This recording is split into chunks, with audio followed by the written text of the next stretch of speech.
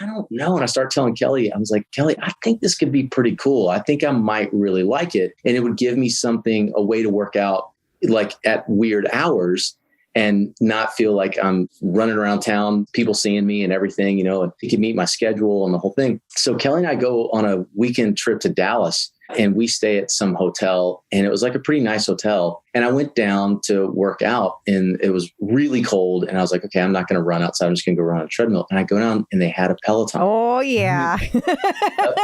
And I was like, okay, I think I'm going to give this a shot. It's more than just your output, more than a bike. When you hear your shout out, you know it's all right. Put on your magic pants and let's go. We're cruising into the power zone. Clip in, set yourself free. Come on and take a ride with me. Know what you need to know and what's it all about. Everything you need, it's on the Clip Out.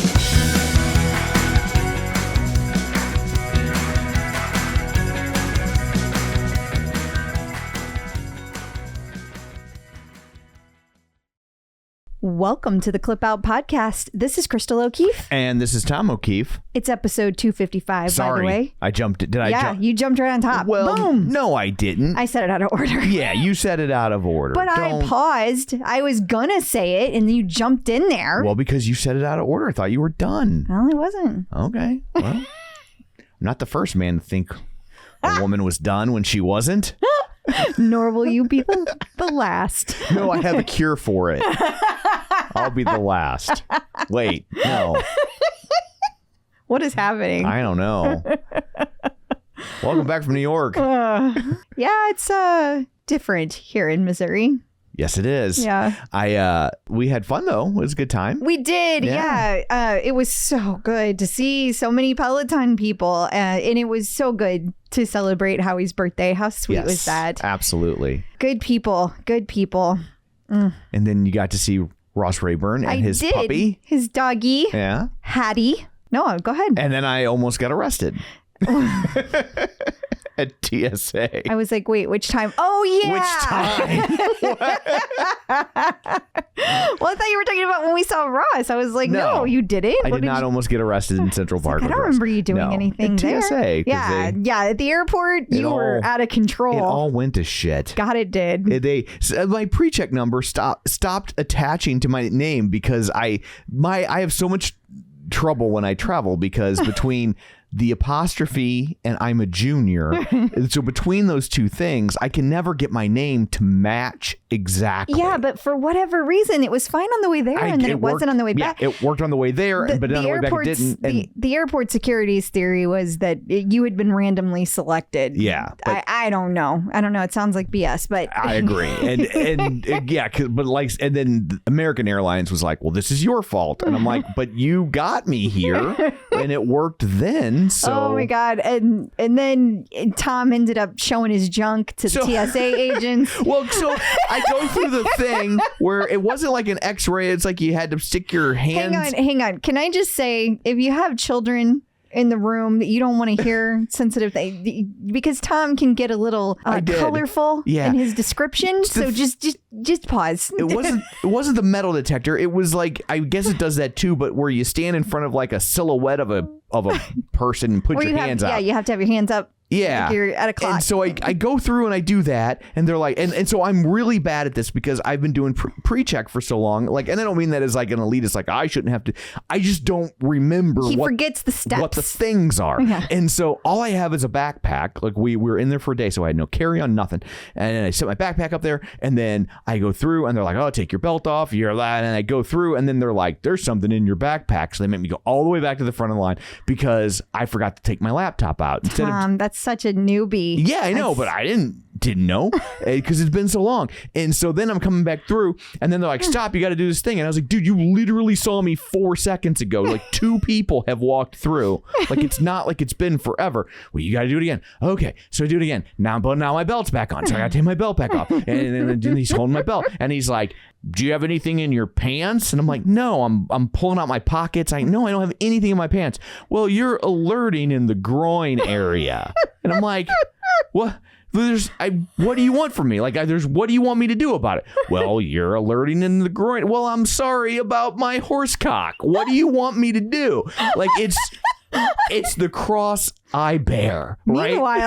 Meanwhile, I see and hear all the yelling, and I just go over and get his backpack, which is now through, and I put his laptop back in, and I back away slowly. And he's like, "You're alerting the groin." So I like just grab my pants. Luckily, I've lost weight, so there's give, and I'm like, here you go. And I was like, and I meant to just grab the pants, but I grabbed the pants and the underwear. So I'm pretty sure this guy saw my junk. And so I apologize if I ruined your self-esteem, but it's the risk you take when you're working for TSA. Oh, and so my God. then the guy was like, just go. He's like, I've literally seen enough. Get out of here. I'm like, okay. It was not a good day. It was a good day. It was a good day. That was just irritating. It was just an annoying 20 minutes. I was like, I of get your it. life. I get that you're doing your thing, but like some common sense. Like I was never out of your line of sight. What could I have possibly done? But this is. I was just ready to film in case you got in a fight. I was ready. He's gonna go viral. Let's capture that. Well, I knew if both of us started yelling, we were both going to jail. Yeah. So I figured one of us needed to come home to the kids. And I was already agitated because we'd already been at like customer service for like 40 minutes trying to figure out and I know that like it's quicker to just go through the security. Why just spend 40 minutes? Because I'm trying to make sure it doesn't happen on any of the future trips. So our pre-check would work. So and anyway, other than that, we had a great time. We did. We should also real quick mention, so we have a new advertiser on the show. Yes. Olive and June. Yes, Olive and June. You need to say it like you mean it. Well, but it's girl stuff. Well, it can be. More often than not. Yeah. But yes, if a boy wants to use it, they can. It's nail polish, it's y'all. Nail polish, but it's like salon-like nails that you get to do at home. Anyway. It looks really cool. It does. It's not my jam, but it looks really cool. And they're not stickers or anything. Now you can get press on. They have the press on nails, but these are like this is teaching you how to do your nails, and they give you all the tools so that you do it right. And you've been excited about this for years, for a long time, And so I am so thrilled they're one of our sponsors. But the reason we're telling you this is because on May 21st, Saturday, May 21st, we are having a private Master Mani class. So you can join and we can all do our nails together. I'm so ridiculously excited. She very much so is. I am. But so anyway, keep an eye out for that. We'll have information in the newsletter and in the group. So if you want to head on over there and join if you haven't, so you can get your invitation to take part of that if that sort of thing interests you. Yeah, we'd love to have you. Yeah. So what, pray tell, do you have in store for people this week? Well, we are going to have John Mills join, and we are going to be talking about the subscription price increase. We are also going to be talking about some changes that iFit is making. Okay. We have a visit from Dr. Jenn, keeping your cool when kids interrupt. We are going to be talking about Jess Sims running her first marathon, and there's lots to discuss about that, surprisingly. Also, tons of news just in general about the instructors and new job openings. Also, Angelo drops by and we're going to talk about when are the optimum times to rev your metabolism. Not to mention, we're going to talk about breaking up with Peloton. Not that we are, but an article that was written. And we're also going to talk about the Rock 22 challenge and what's going on with Def Leppard. And then we've got past guest updates galore. Awesome. Also, our guest this week is Clint Harp, who you might recognize from Fixer Upper. Yes, and he has his own show now too, so you got to check that out as well. Absolutely. Well, before we get to all that, shameless plugs, don't forget we're available on Apple Podcasts, Spotify, Google Podcasts, iHeart, wherever you find a podcast. If there's a podcast there, we're there. The Zune store. No, that's no longer in existence. But you can find us there. While you're there, be sure and follow us so you never miss an episode. Also, maybe leave a review for us. That's always welcome. We would love that. Yes. And you can also keep up to date with us and the goings on in the world of Peloton throughout the week in between episodes by liking our Facebook page, facebook.com/theclipout. While you're there, like the page and join the group. And you can also sign up for our newsletter where you'll get all sorts of things sent, not annoyingly, like once a week, you get an email with all the links and stuff from the show. You can do that at theclipout.com. And of course, if you would like to watch these episodes, you can do so at youtube.com/theclipout. So there's all that. Let's dig in, shall we? Yes, let's. Run, lift, and live with John Mills. Joining us once again via the magic of ZoomTube is John Mills. Hey, John, how's it going? Hi, John. How's it going? Fully clothed and everything. That would make sense if you heard the conversation we had before. But given the story I just told, I guess it still makes sense. It still makes sense. Yeah, we had to fill John in, and then John told us a story, and I told him a story, and we got. I feel so sorry for the editors. It's crazy. Yes. I feel like they draw short straws to figure out who has to edit them. Like, oh no, they're gonna up maybe our they're rates. like, oh, did you hear that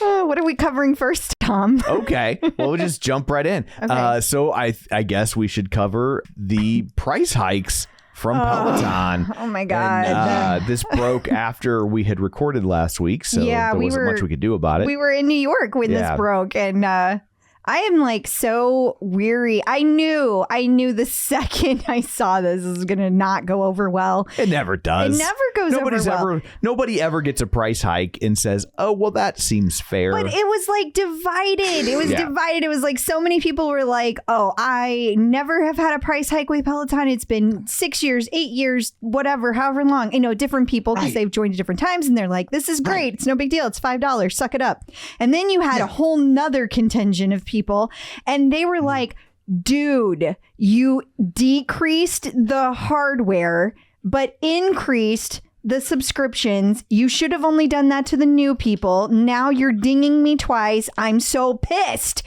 And that was like, it was just like all of that all last week. How dare they? Why are they trying to make us pay? They're trying to make us make up for all the money they've lost. And it was a lot of yelling. Yeah, I guess I had like there was like a third faction of people that in my group, they were saying, well, I'm cool with the $5, but couldn't they have like quieted the noise from the folks complaining? Have they like done the price increase along with a feature increase, or like at homecoming when we were getting something? Or so then I had that third faction of people with that theory. You're right. That faction was there too. They just weren't as loud because I feel like that's more rational than some of the other ones. The irrationality kind of stuck out. But I don't think you could do that at homecoming, because homecoming's supposed to be fun and look how great we are. Yeah. You can't kick off homecoming and go, and we're charging you more. Well, like that's not to mention earnings report comes out before homecoming this year. And then on top of all of that, let's not forget that the day before they had been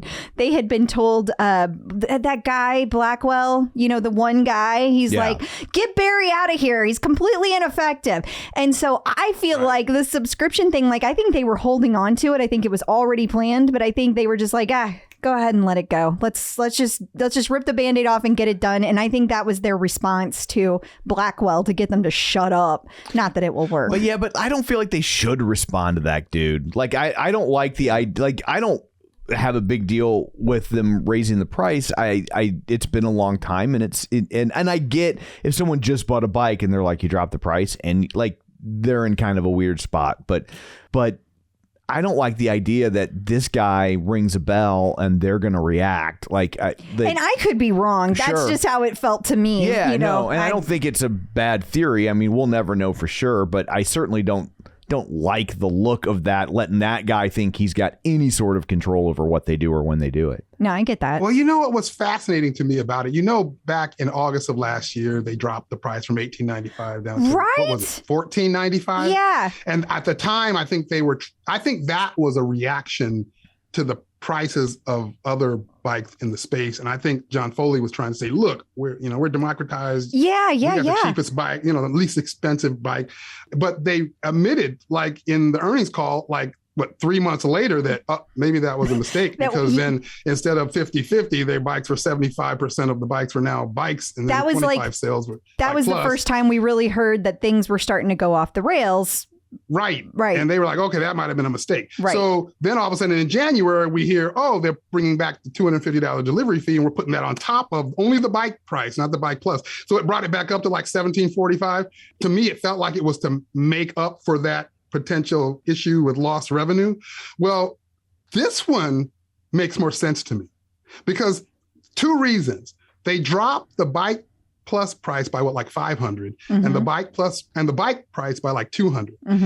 If I assume last first quarter, they gained like 150,000 subscribers. If you assume that they're going to gain another 150,000 subscribers with this upcoming first quarter that starts in July, I think this whole price increase starts in June, right?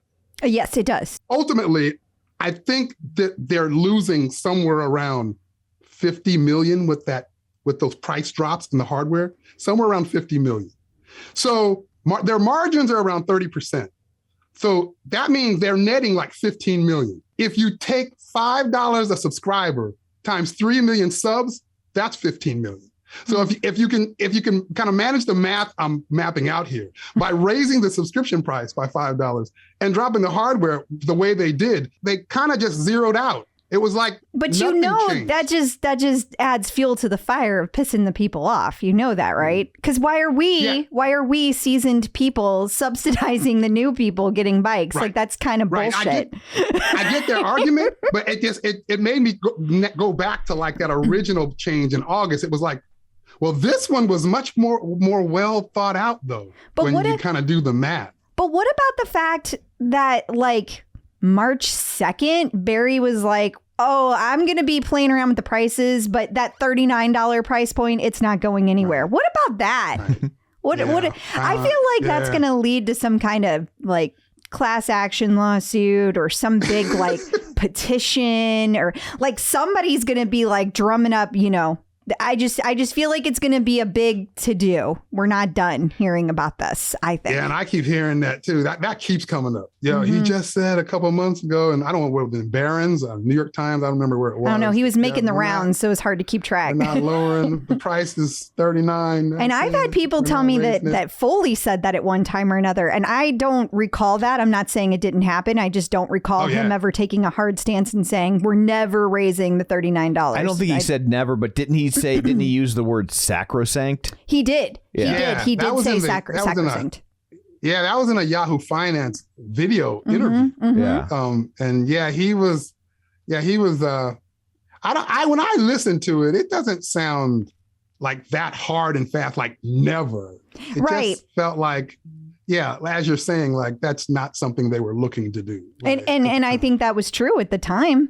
But I think I think people really need to buckle up because I don't think we have seen even a fraction of the changes we're going to see with good old Bear. I really don't. I think I think it's getting crazy up there. Crazy. Oh yeah. I think he got all kinds of stuff start to come out from under his sleeves. I think as a CFO for you, they just start cranking through stuff. They just start trying things with money. It gets crazy. I think we're just scratching the surface of the money. I'm telling you. Yeah, I don't think anybody ultimately, or at least not a significant number of people, are going to leave over the $5. No. They'll piss complain. and moan, but at the end of the day, I think people are just going to suck it up. Yeah, that's what I think too. Someone said in my group today, they were like, what about the people that are leaving over this? And my mind, that's not even coming to my mind. I'm just thinking, just the normal, people kind of upset about the, initial. I'm struggling to believe somebody's going to be like, I'm out. $5, I'm out. I have seen people do that, but it's been kind of special cases. Like there have been people that say that like they use their Peloton bike very rarely compared to their outdoor bike. They've got other things that they're paying for. I don't even remember what the example was that they said that they had. So other subscriptions, and they were just like, why, when I can just I'll just use my trainer then, and I'll just, you can, on the bike, you can just run a just ride. So you could play Just Ride. You could get your metrics that way, and then you could have it playing on an iPad, and you're basically getting all of the same things that you would be getting from your bike. So why bother? I mean, people are doing that. I don't want to do that because I it's like I said last week, I don't like all the workarounds. I don't like the janky. I gotta do links. I gotta email things. I like it all to work together very simply and easily. But hey, times are changing. People are there's a lot of money that's going out the door that wasn't a year ago. Prices are going up everywhere. People are going to have to make choices, and this is not the choice that I would make, but everybody has different things that are important to them. Everybody has different thresholds, and it might be not, it could be a situation where, that $5 isn't that big of a deal, but they might be making a series of choices to offset inflation of saying, okay, well, let's drop Netflix and I'll take Hulu down to the ad-based one, and then I can say, here's a thing where I can save $5 by getting rid of, or $45 by getting rid of this. So I mean, it might be part of a larger plan for some people, but I think most people are just going to suck it up. I do too. Where I think becomes really interesting to me is that article that I saw come out today about Lululemon now including into their $39 subscription fee access to all these boutique fitness classes. So now it's your $39 subscription for Mirror isn't just for classes on Mirror. Now you can go walk into, I don't know what, I can't remember what it was the boutiques were. I can't remember. It wasn't Barry's Boot Camp, but it was stuff like that. Like it was other vendors that offer that kind of stuff. Right. So now you can go walk into these boot camps for the $39. So what struck me was Peloton just went up to 44 and the Mirror stayed 39, but you got access to more, like the optics of that. Yeah. Right? I was like, oh, wait a minute. What does that mean? Well, I don't know what it means. Was that a reaction to But Peloton? I think that's interesting too. I don't think it's reaction. I think it's related to their own problems that they're having financially. I mean, I don't know, obviously. That makes sense. But my first thought when you said that, and when I read that you had posted that today, my first thought was that it was coming from a place of, well, they're already hurting. They're already there's people questioning, should they have even bought Mirror over at Lululemon? I realize it's a very small percentage of what Lululemon does, but that particular unit is losing money. They're probably still going to try to find ways to make it make money. And it made me think that's what that was about. But it is interesting because it was a couple weeks ago. I don't remember when, but you had said, John, I feel like Tom, might have been you. Maybe you guys were just talking about this in general. Well, if it was brilliant, it was me. One of you guys, or you were just talking about it together, were saying that the fact that Peloton is kind of, everyone says it's the gold standard of all of the at-home fitness from a content standpoint, and yet it's the lowest. All these other ones are at the same price point or lower than Peloton. It makes sense that Peloton raised theirs up. It also makes sense that there would continue to be a gap because none of the other content providers can keep up with Peloton from a standards standpoint. Right. I'm still in that camp. I am absolutely on that. I think that is right, but it still makes me think the optics of this thing, it doesn't look good. Right. Will the market go, wait a minute, I just got all this for $39 while we're reopening and people supposedly are starting to go back out, and now their package includes going into a facility outside the home. I don't know. Yeah, if that's important to you. It's very interesting. I agree. Yeah, I mean, it might be a way to capture those people that feel like they still want that gym experience where it's like, oh, it doesn't have to be either or. I would think if they were wanting to sell mirrors, one of the easiest way they could do it is just if you have a active mirror subscription, you get 10% off. 10% off of what? Lululemon stuff. Oh. That's a part of this. There's gear, a part of this $39 subscription. Oh, okay. They didn't go into detail all of what it was. I didn't know if it was just a percentage off or exclusive access, but they did say it includes apparel. Interesting. Yeah, I think because people love Lululemon stuff, and so I would think if you offered people a discount if they had an active subscription, I think a lot of people might bite the bullet. That's what they're talking about. So does that mean we're going to start getting discounts on Peloton apparel and going to the studio is going to be free? No. Okay. In fact, we're going to talk about it later, but I'm pretty sure we're going to see the opposite direction. I think I think we're going to be paying a premium to go into the studio from now on. I think that is a whole new world that Peloton is going to start capitalizing off of. That's my Uncle opinion. Barry isn't going to look at Lulu and then change it all up like tomorrow. You know, he might change his mind tonight. It's Uncle Barry we're talking about. Hey, you can never say no with Barry.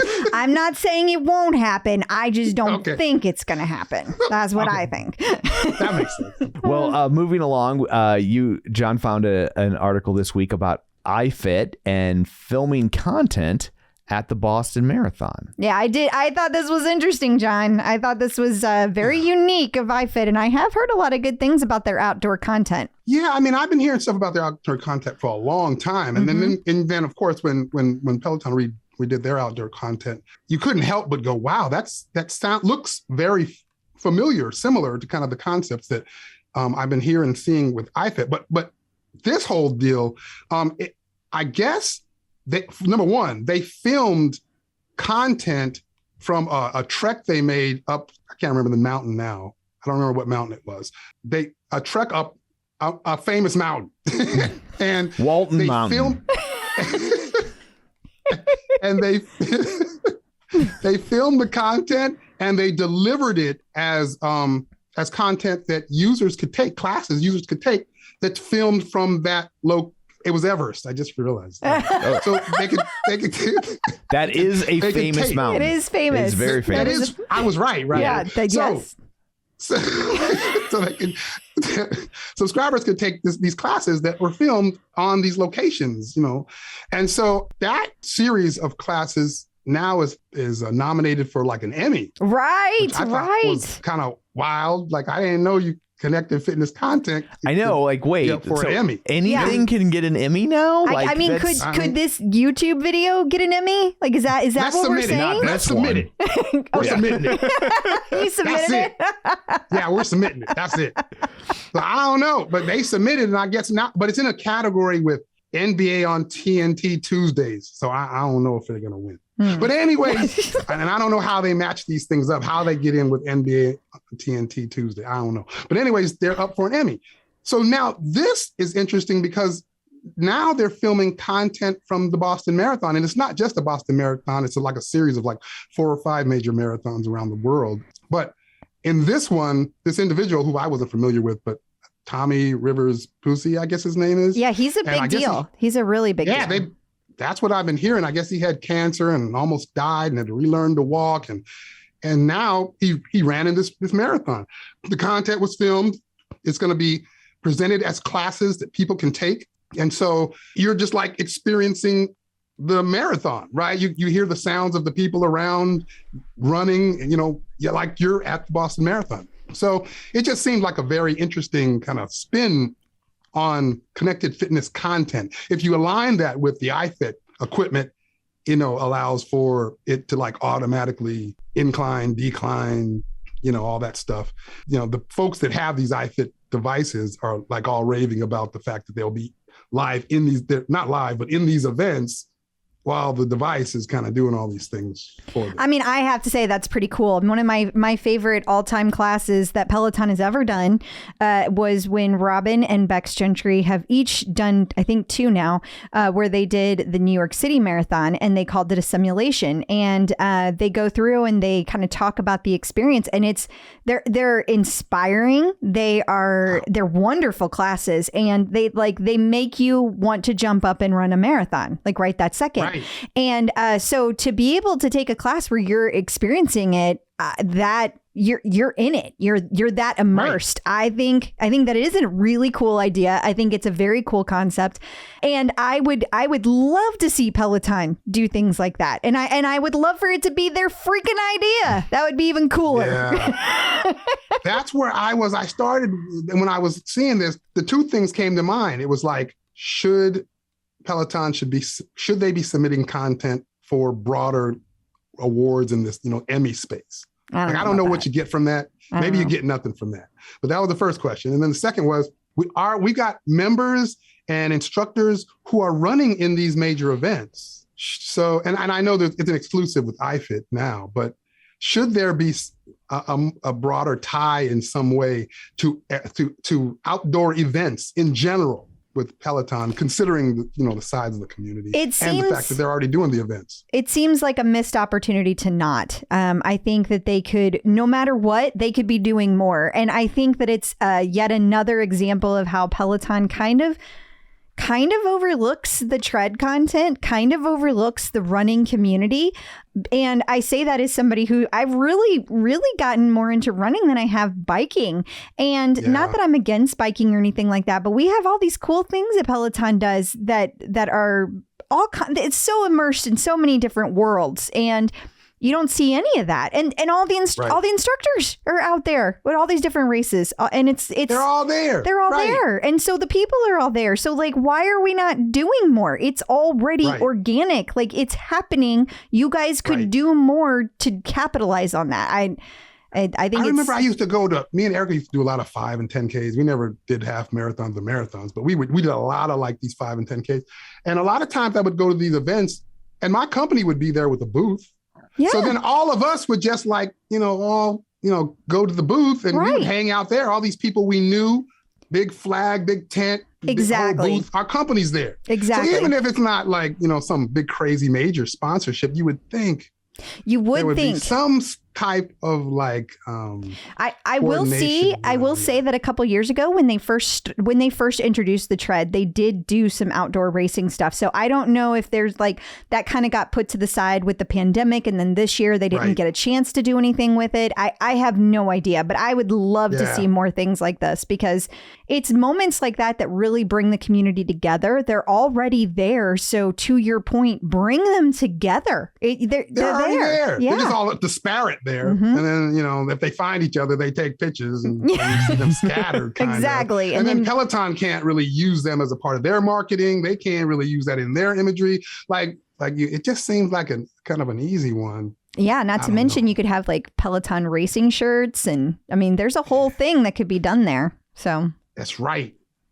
I'm starting about running now, because I'm all lighter now. Yeah. Congrats on that. It literally feels like, I got down and then I kind of like plateaued, like I'm right at 190. Let me tell you something, John, something I say all the time to people: you don't lose weight in a straight line. You go back and forth. So. Okay. That makes sense. Yeah. It's not a straight line. I'm sticking with it, everything, and everything's working. And I can tell that, things are like, I'm losing inches. Yeah. So I'm trying not to pay as much attention to the scale as much, but it's hard. I know. It is hard to get out of that mindset. It is. The scale's right there. Right. It's an easy metric, right? Like it's an easy metric. But at some point, you need to focus more on like how you're looking as opposed to those pictures you're taking are smart to keep, reviewing and keep measuring, because those are better indicators. I mean, working with people on MetPro as a MetPro coach, I have seen people in the last several months lose 7 pounds, which doesn't sound like much, but they've lost 10 inches. I mean, it's just insane. It's insane. So everybody's different. Some people, they're going to drop the pounds depending on how much weight they have to lose. Some people, they're going to lose inches, and both are wins, right? So. Right. What, it's funny because, Erica's much more savvy with all this stuff. So, and she's lost a good amount of weight as well. And she was telling me when we started, she was like, okay, so take pictures. And then she was all cool with it. And I was so depressed about how I looked. I was like, I ain't taking no damn picture. So I didn't take any pictures. Now to do comparisons, I got to find stuff that really wasn't for that intent. Right. Because I was so upset when I started, It's like if you knew you were going to get there, you would have taken the picture. But at the time, you're just like, I don't need a picture of that. Yeah, same. I get it. That's another thing as a MetPro coach. I hear all this. I don't want to take pictures. I hate my pictures. And I always think about what Tom says. Okay, but think about how good you're going to feel 3 months from now when you look at those pictures. And you know what? I have to say, I don't have one client that has not seen a difference over 3 months. That's even if the scale has barely moved. There are other improvements. So I do think that taking pictures is an excellent way to keep yourself accountable. I was telling my group, and this is true. I was so depressed it was a point around September, because you guys know my mom had passed and a lot had gone on. Yeah. I was so depressed and I gained so much weight that I was like avoiding at the time cameras, mirrors, reflections. Like I literally was like, I had never really done that in my life before. I was really kind of like, so this is a godsend. I feel like 1,000,000,000% better now. That's so wonderful. awesome. Congratulations. Yeah, it's a good deal. It's a good deal. So now that's why I'm running. I can run now. I feel lighter. It's like I'm floating. Floating now. I was doing pull-ups. I was like, hey, this is easier. I'm getting stronger. And I'm like, no, I lost 32. I'm pulling up 32 less pounds. Are you gonna do a marathon? I'm thinking about it now. Ooh. Jasmine's bugging me about running now. Now she wants to run. She lost all that weight. She lost like 120 pounds. Yeah. Now she wants to run. So I might have to now. And I saw Jess Sims out there looking like a superstar. And what? Now I might have to run a marathon. It's a big commitment. It is. Yeah. It is. Yeah. Maybe I shouldn't have said that on air. It's out there now. We'll edit it out. Don't worry. We won't. We won't. No. We won't at all. No. Well, John, thank you so much for joining us. Until next week, where can people find you and your wares? They can find me on Facebook, my Facebook page or group, Run, Lift, and Live. They can find me on Instagram, Run, Lift, and Live. They can find me on the Tickety Talk, Run, Lift, and Live. Or they can find me at Run, Lift, and Live or Run, Lift, Live. There you go. Woo! Either of those. Awesome. Well, thank you very much. Talk to you later. Bye, John. Getting the psychological edge with Dr. Jenn. Joining us once again via the magic of ZoomTube, it's Dr. Jenn Mann, licensed marriage, family, and child therapist and sports psychology consultant. She was a 5-year national team member in rhythmic gymnastics and sports psychology for USA Gymnastics. It's Dr. Jenn. Hello. Hello. Hi. So glad to have you back. We have a member of the Clip Out community that needs your help. This is Kelly Quirk. She says in the last 60 plus weeks of being a Peloton member and loving her bike, she's discovered the main value for her is the improved mental health outcomes. The physical is great too. She has spent 2+ years working on the frontline essential work during a pandemic, raising 3 kids, helping her husband through 2 surgeries and recoveries for a broken femur. And Peloton, specifically cycling, is a huge mood booster and distractor overall. Sometimes while she's riding, her wonderful kids decide it's the perfect time to have a fight, argument, ask for snacks, etc. And although she preps everyone with, hey, I'm getting on the bike now, what do you need before I get on? Kids will be kids. How does she manage her own emotions about the interruptions in the moment without lashing out at her kids? It's a little hard to go from amping herself up to it for a Tabata Hills power zone and the next effort to stop yelling at your brother and then get my head back in the workout game. Oh, I feel this, Mom, so much. I think I know the answer. Yeah. Adoption. Yeah. Well, first of all, do we know how old her kids are? It does not say, no. Okay.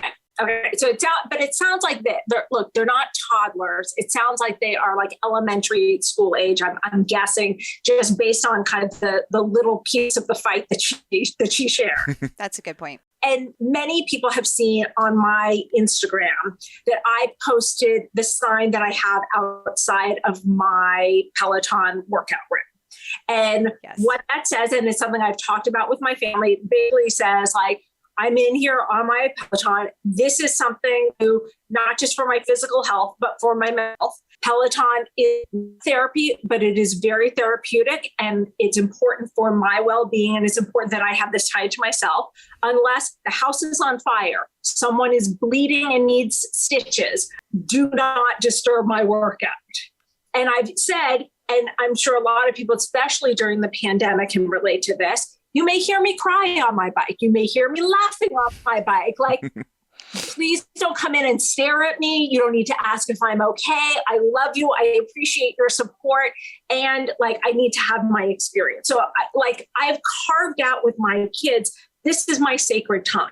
So since I've had that conversation and posted that sign, it's highly unusual for me to be interrupted. So my first things I recommend that she make a strong boundary. It sounds like she has said something, but that there are no consequences to breaking the boundary, that there is, aside from her getting frustrated, but it sounds like she's saying, don't do this, then everyone's doing it, and they're still getting what they want. So she has a few options, and say like, here are the guidelines, depending on the age of her kids. Here are the guidelines. Unless one of these things happens, you need to let me have my time to myself. If you don't, here's what will happen.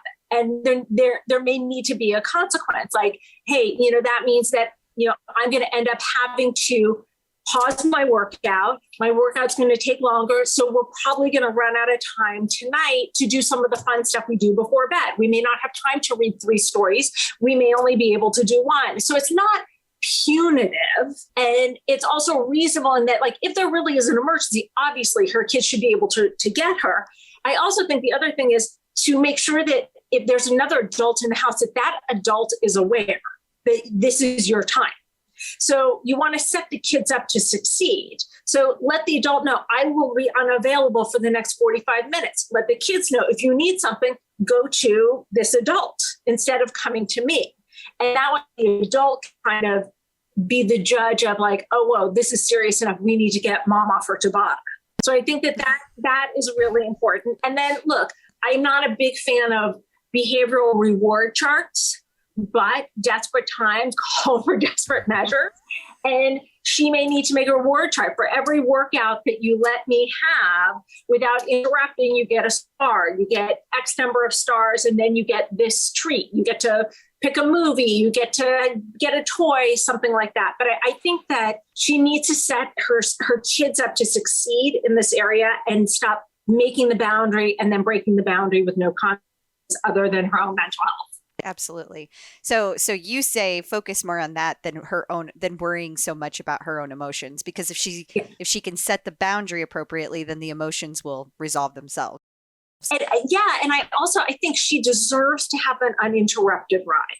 There are very few things in reality that look, unless she's working out 10 hours straight, but it doesn't sound like she's saying I'm working out for 3 hours, I'm training for a marathon, that if she's working out for 30 to 60 minutes and there's someone else in the house, there's no reason for them to be interrupting her this consistently. And I also think the other thing is that she may want to look at, is she working out at the ideal time to work out? Can she work out during a lunch break if she's working from home, when her kids are at school, or, on her day off, if she, she's a frontline worker, God bless her, by the way. And thank you so much for all that you've done the last 2 years and some. But that maybe what she does is she looks at what are her days off. And those are maybe her longer workout days. And maybe her other days she does a 20-minute ride when her kids are asleep, if it's too difficult. But I think that looking at when is the best time for her to work out can also help. But yeah, absolutely. I'd put the focus on solving the problem as opposed to dealing with the emotions of when the boundary keeps getting crossed. I'd rather see the boundary not get crossed. Yeah, definitely. Yeah. And like you said, if there's another adult in the house, then maybe the boundary isn't with the kids. Exactly. Yeah, I agree with you. Yeah, absolutely. Yeah.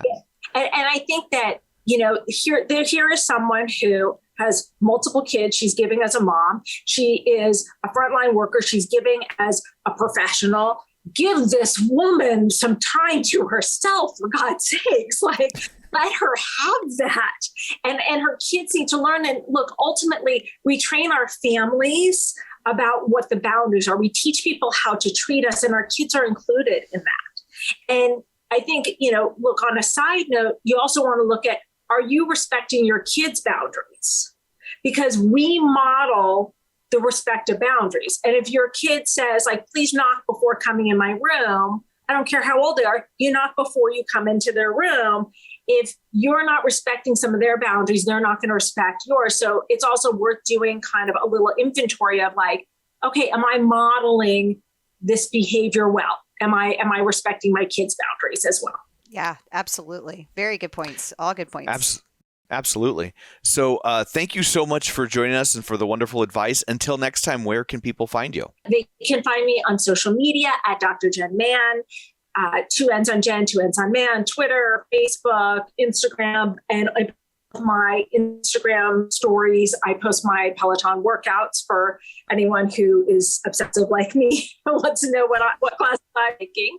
And also I have a column called Hump Day with Dr. Jenn in Insta magazine. Every week I give sex and relationship advice. Thank you. Awesome.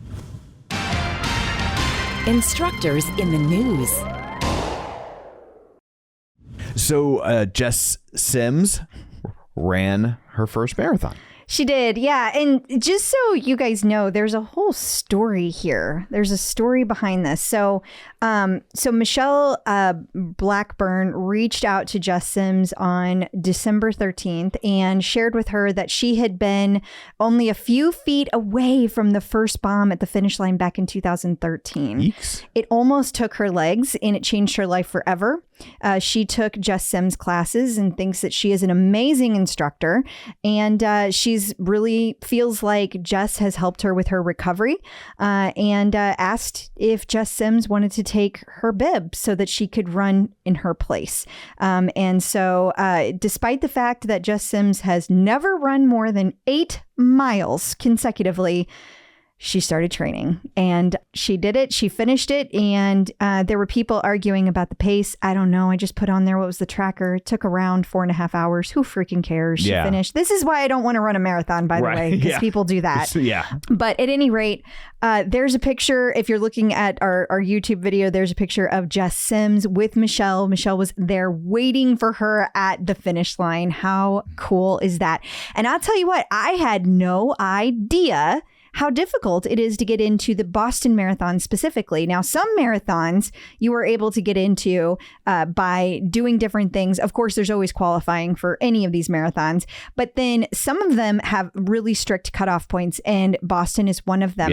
Because of that, you have to hit a certain number. And even going through a charity sponsor, even if you raise the money, you're not necessarily guaranteed to get it because they like to give those spots to local folks. So it is not a guarantee. It is a very, very difficult marathon. So she went straight out there and it was very interesting because not one word was said on social media until the day of the Boston Marathon. And I have to say, Kirsten Ferguson is the best friend. She took Jess there. She spent all day at the marathon. She accompanied her on the trip to get to Boston, got her to the starting line, took all of her stuff, made sure that she was documented properly, posted everywhere for her. What a wonderful friendship these two ladies have. And it's a very special and a very special part of what the Peloton community is. Very cool to see. And congrats to Jess. That's an amazing accomplishment. Absolutely. You know, I wonder, like, Peloton instructors get to keep competing and stuff like that. Will they be able to? Because there were lots of people during the race wanting pictures with her. That is a good point. When people realized it was Jess Sims they were next to, they literally stopped. They would try to take pictures with her while she was running. And so many people were yelling and stuff at her. Now, I don't know, Tom, because Robin's been doing that for years. I think part of the issue was that nobody expected Jess to be out there. Like, they were shocked that she was there.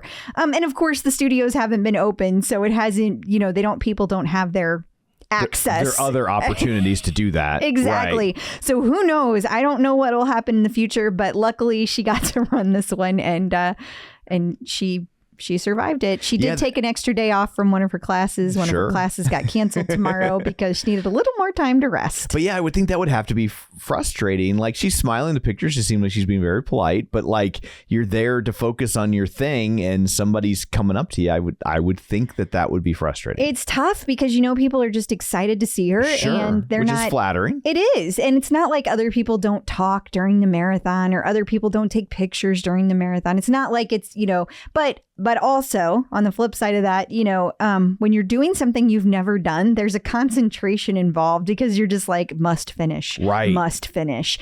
Yeah, Maybe absolutely. That's just me. I don't know. No, I think that's probably pretty common. So your head's not necessarily in the right place to be like, yeah, let's chat it up while I'm running.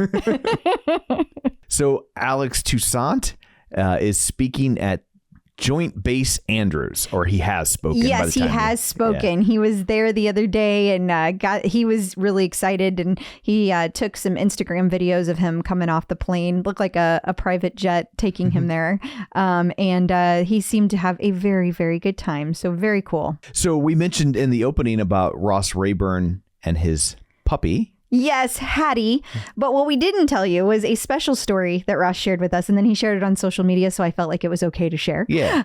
He told us about his dog, Hattie, and Hattie was turning 3 the day we saw him, and that's 21 in people years, dog years, excuse me. And what's interesting about this is she has 7 brothers and sisters. And there's 8 and total. 7 of them live in the New York area. That's what it was.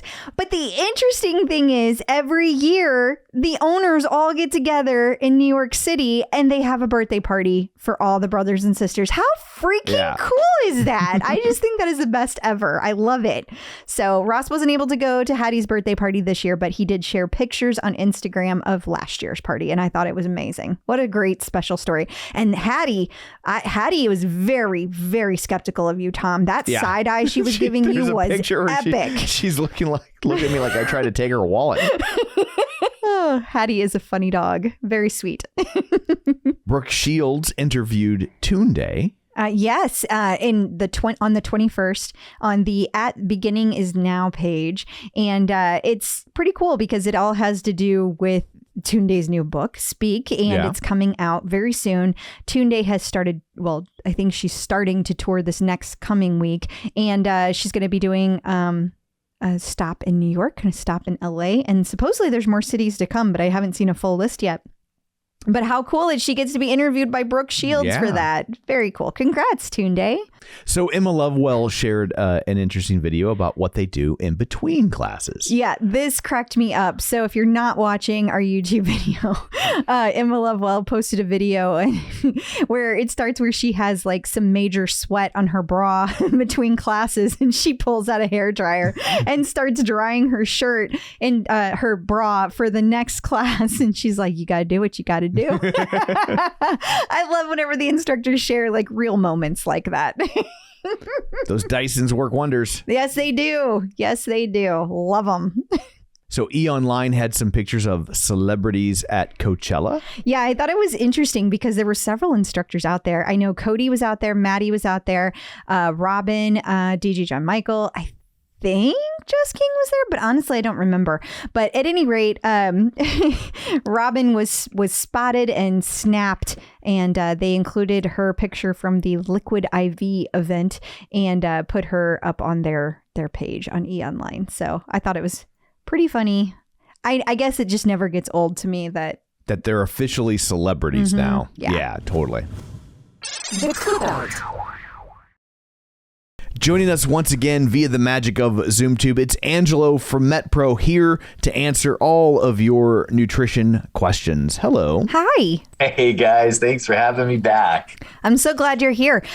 Jessica Cadane sent me an email. So she is in need of like urgent help. She says she's got a question for Angelo. When you plateau weight loss after being in a calorie deficit and now you want to rev your metabolism and reset, how long should people generally increase their calories in order to do so? A week, 2 weeks, etc. So she's been listening. Jessica is paying attention. That is a great question, Jessica. Okay. And the answer is until you get your calories back to a normal level. It's not, you can't say, I have clients that, were there in 10 to 14 days. I have some clients that it could take a month or two. That's extreme, but it can happen. And a lot of that has to do with how proactive you are. So most people think the hard part is the dieting part, the cutting part. Believe it or not, the hard part for some people is really the revving part, because that's where your goal is to gradually increase your calorie intake, increase your carbohydrates to some degree, increase your overall intake without gaining significant. So generally speaking, what you're going to want to do is give yourself a small buffer. If you're if you weigh under, let's say 200 pounds, this isn't exact science here, but if you weigh under 200 pounds, about a pound and a half buffer is just fine. If you're a bigger person, you might give yourself a 2-3 pound buffer, top end, but you don't want to let it stray very far from that. So allow yourself to eat a little bit more. You can gain, like I said, just a little bit, but if you start popping over whatever threshold you set in place, you have to stop.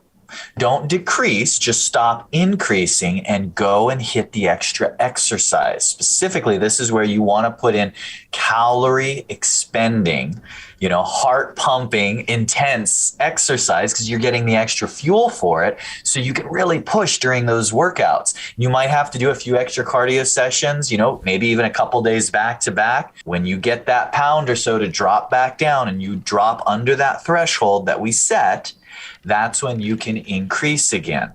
And it's tempting to try and make big increases, but what you'll find, everyone's body's a little different, but what most people find is you're going to be able to make more increases over a given amount of time if you just do them real gradual, because your metabolism gets kind of teased along the way. So if you add just a little bit, especially if it's carbohydrates, and you spread them evenly throughout the day, that process really impacts your metabolism, where it tends to rev it up. And so a few days later, you can always add again, a few days later, add again, but go slow. What most people do is they diet well past the threshold of sanity. They diet to the point where there is no adding back slow. There's only cheesecake. Don't do that. So how long do we have to build until we can add in the cheesecake? Hashtag asking for a friend. Yes. That's a legit question. So let's talk about that for a quick moment. People say, well, at what point can I eat some of the indulgences that I want? Well, at the point where it's no longer causing you to gain body fat. And I have clients that reach that. I have a client that was on, this is an internal reference, so some of our listeners aren't going to know what this means, but he's on a phase 11 diet. So that would be like, what you have is the starvation diet versus the Olympian diet, and this is the Olympian +1.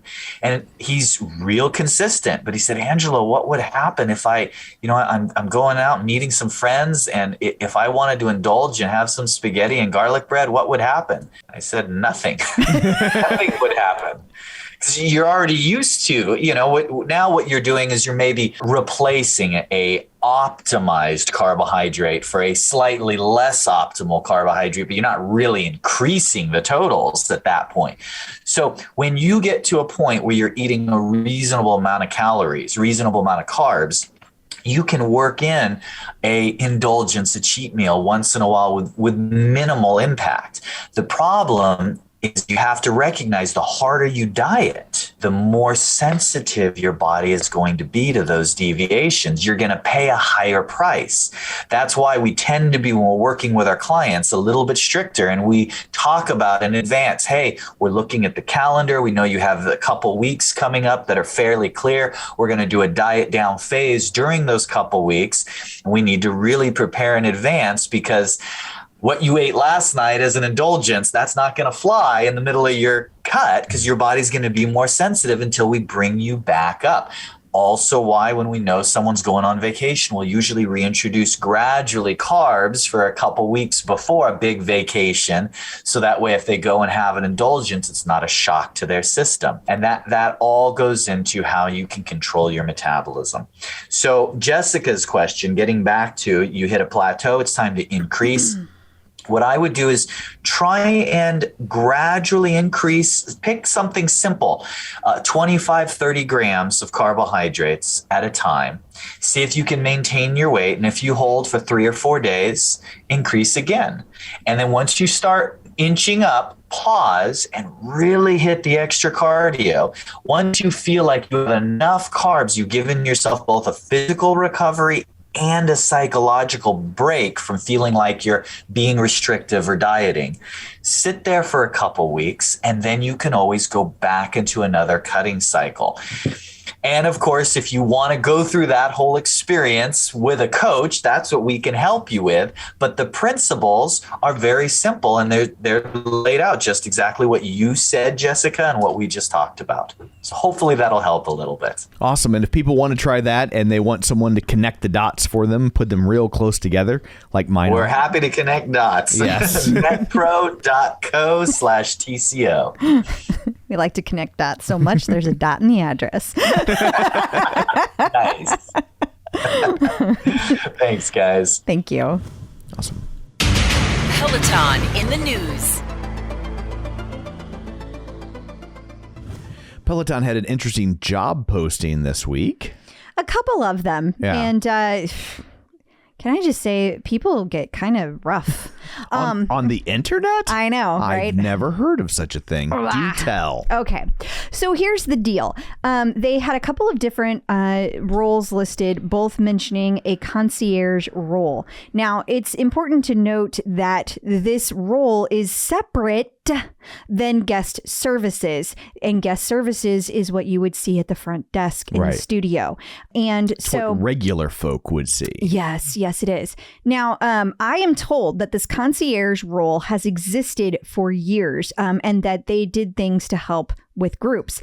There are words in this particular posting that makes me think things are going to change again. Now, I think I was a little misleading with my wording. I said that I felt like there was going to be a new membership change, and I don't believe that our base membership price is going to change. However, I do think we are going to see things change when it comes to the studio. I think that there has been a lot of pent up demand. There are literally a million more people than when there were before the studios closed that are Peloton members now. And I think the days of stopping by to jump in a studio are over. So when I see words in here listing like concierge amenities and that there's going to be group booking process and protocols to keep our members excited, including enhancing our package offerings, I hear that's going to change, and it's going to be some kind of package offering that you get whenever you want to have a group go to the studio. But lots and lots of people told me how dumb I am and that I was completely wrong and that it's just a person at the front desk. So I don't know. We will see, but I firmly believe you're going to see big changes at the studio. When we were in New York this week, I wanted to get a picture taken at the studio door, and I just wanted to have the Peloton thing behind me. And I was really surprised because, one, we walked up there and there were these two huge security guards at the door, just standing there. That's just their job. They do all day. Right. The interesting thing was 2 security guards were also walking this instructor out to their transportation, not just out the door, down the street, down the sidewalk to their transportation, which I thought was fascinating because there are so many people that are waiting outside all the time to take pictures. So what is it going to be like when the studios are actually open? Well, I really feel very strongly costs are going to go up. It is not going to be that you're just going to get to go in anytime you want and take a class. I believe very firmly that's going to change. Yeah, I mean, originally it was very much like they just wanted people in the classes and they needed an audience. And so it was like, yeah, please come on in. And I think the demand has flipped in that regard, and I think they're gonna monetize it. I do too. I think it's gonna be, you're gonna pay to do that, or you're gonna, or maybe even you pay X amount to take a class and X amount extra to get your picture with the instructor after the class, and it's gonna become more of an immersive experience than it is. Just to come in and take a class and go. You're not going to see these. There were people previously that they didn't even own a Peloton. They just went to the studio all the time because it was the one by their house. And I don't think that will be a thing at all anymore. No. And you used to be there were a couple midday classes that were 20 minutes long. Back then, that was unusual. And you could take those for free. I think those days are over. Yeah. I think this is going to, maybe not every class. Maybe not every class will be like that. But I think, boy, those instructors, I think they can't stand out there and say hello to everyone now. And I think Peloton knows that. I think there's too many. And I think everything you just said is what's going to happen. I mean, going back to the previous conversation about how the Peloton people are just celebrities now. Yeah, they're celebrities now. Like if you go and watch a taping of SNL, you don't get to meet Kate McKinnon afterwards. Right, exactly. You know? It doesn't work like that. And what's so hard for people who have been part of the Peloton community since the beginning or since the early days is that we feel, I'm going to go ahead and speak for most of them. I think we feel like a little like you don't matter. Like, I know you were there for us when we needed you, but now we don't care. I know I saw somebody saying, shouldn't we all be VIPs? I believe it was Susie Barris. Those days are so over. Yeah. Yeah. And it's just not practical. It's not practical. Like I understand that logically. Right. I do. But it's still like, ouch. Yeah. Like that's... We had a lot to do with Peloton growing the way it did. And there is a way to track that. I know like Pearl Jam with their fan club, like you have a serial number, and the people that joined the fan club in 1993, they get better perks than the people that joined the fan club in 2003. And they should. And they get better perks than the people that joined in 2013, like, right? And so, you know, they make sure that the people that have been there from the beginning get hooked up. I also know that is a difficult process to do. They spend a lot of money to make sure that happens. But yeah, and I don't see Peloton doing that. I see it being a tier thing. Like you're going to have to spend money to get that access. Not you're going to pay to get in line, not have automatic just because you've been around. But I hope I'm wrong. I would love to see that. I would love to see a Pearl Jam like experience because I think that the people who have been around the longest, they deserve that. Totally. I think so. Yeah. So we'll see. But it's pretty different up there. I was surprised. I mean, the studio's not even open and I was shocked how different it was. Yeah. It was jarring. The New York Times had an article titled Breaking Up with Peloton. Yeah. So we get an article like this about every 9 months? Yeah. I mean, it's been done so many times, right? But I do think after visiting New York, I feel like I have a different feel for it because I feel like I talked to a lot of people who have been in the Peloton world for a long time. Mm-hmm. And I felt like the overwhelming sense that I got was just like, it's just so different now. Right. And I do think that it's changed enough that I don't think that the people who have been around since the beginning are necessarily leaving in droves. I do think that they are ready for new things and Peloton is not keeping up with it. Right. Despite everything that's said in this article, I don't think that the issue is going to a gym. I don't think that it's people can't work out when they see dirt underneath their couch. I think there are people like that, but I think the majority of people love the flexibility of being able to work out at home. I think that the biggest thing is people just want variety and they want new innovation. And I just don't think that Peloton is doing it quick enough. And they've kind of lost the heart and soul of the company as far as like all the things that used to bring us together, having those events where we could all see each other for, once a year and know that we were out there and have all these contacts. It's kind of going away. And I just, even if there's a homecoming next year, I'm sure it'll still be an amazing event. I'm sure it'll still be an amazing time, but it'll just be different, right? Yeah, it's so big. I'm really fascinated to see what they do if homecoming goes back to an in-person event, how they accommodate as many people as would want to attend it now. I can't even imagine how they would structure that in a way that would still feel intimate on any level. Agreed. Yeah. I don't think it can. And we will see how that looks at that time. But this article goes into several examples of people who don't ride their Peloton anymore. It's also an awful image on the front of it. Yeah. I think anytime you have a community this big, you're going to be able to find some people that have fallen out with it. Yeah. And even other connected fitness product owners, like there are company owners of other connected fitness chimed in on my Instagram post saying this media is getting out of control. They just love to bash on Peloton. Yeah. So I feel like that says a lot. I really do. The U.S. government spent $220,000 on Peloton exercise equipment. I was so fascinated by this.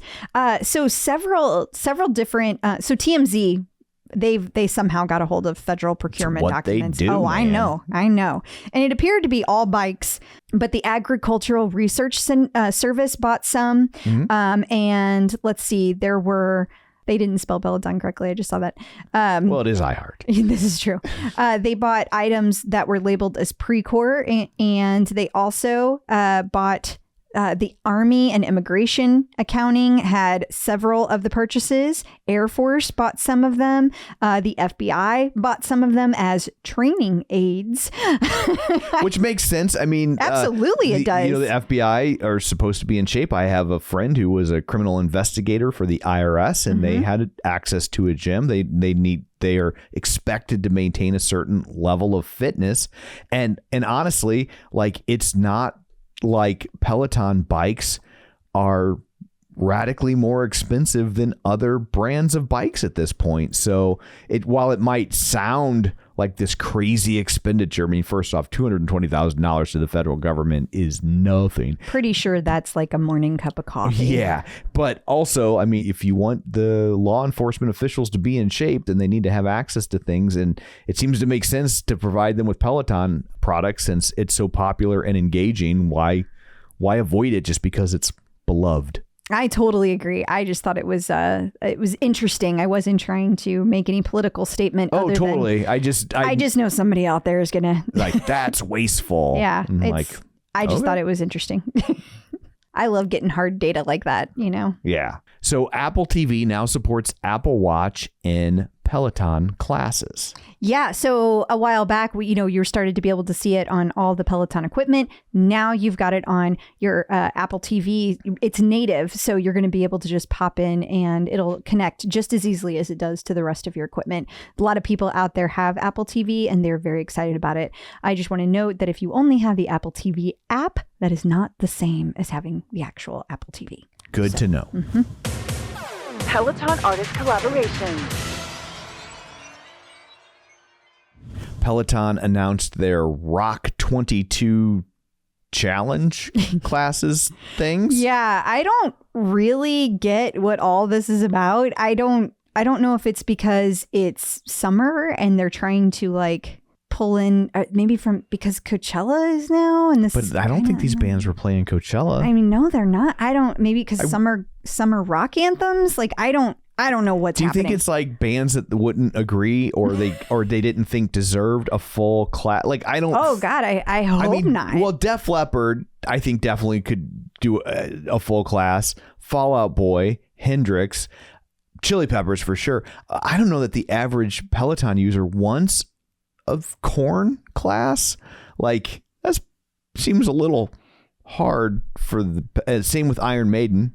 Like. There's a lot of people that do. Yeah. I mean, I've heard... Iron Maiden would be difficult to do a class to because you'd only could play like 2 songs. Why? Their songs are like 8 minutes long. Oh. Like all their songs are. Oh, I gotcha. With the exception of like, I think Somewhere in Time's like 3.5 minutes. But most of their songs, if you're going to go with Rhyme of the Ancient Mariner or 2 Minutes to Midnight, like they're 7. I know my Maiden. Okay. Like, okay. They're like 7-8 minutes long. It's okay. Yeah. I got it now. Sorry, I let the genie out of the bottle. Yes. Put it back in. Sorry. At any rate, well, it's just interesting because it's all these classes, but then it says it's 100+ classes, which makes it sound like there's a whole bunch of bands, but it's the bands you see listed here, which is not insignificant. I don't mean it to sound like that. Yeah. But it's got to be one of these classes to count towards the challenge. The challenge is 22 days. You have to take a certain number of classes for these to count. And it's got to be from the collection. If it's not in the collection, it doesn't count. Okay. So I say that because there has been all kinds of complaining because people did not get that. Gotcha. It was a little confusing because it sounds like all rock classes. Like when you just see totally 22 days, all rock, one challenge, like you can take any class, right? And they call it Rock 22. Yeah. Right. Totally. But no. So between April 16th and May 7th, if you take one of the classes in the collection every day, you can reach gold status on your challenge. Otherwise, you just get the regular old badge, just the regular badge for Rock 22. I was really hoping for that Iron Maiden that Iron Maiden yoga class. There are definitely some interesting yoga classes that are coming out of this collection that I am very interested in taking for sure. So yeah, definitely. Very cool. I am enjoying it. I took one of the rock classes today. I took Beck's Gentry's rock class from Saturday, and it was good. It was really good. And then as part of this, Samuel did an IG Live with Def Leppard. He did. And I love this picture because he was waiting on his IG Live date. He had flowers ready for his date. But Def Leppard was on Peloton Live. They had a whole big conversation. Who's the lead singer, honey? I figure you know from Def Leppard, the guy with the blonde hair. Oh, he has a name that sounds like another band. Like it's not Billy Joel, but it's like my name's Billy Joel, but it's not Billy Joel. I know. I'm totally blanking on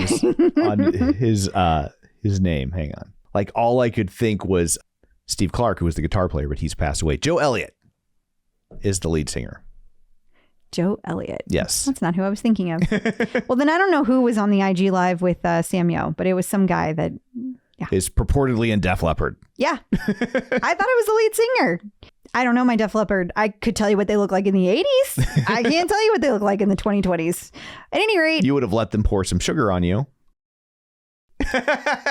In the 80s. In the 80s. Before you were married. Although I would have been a little young. Well, it was the 80s. It was.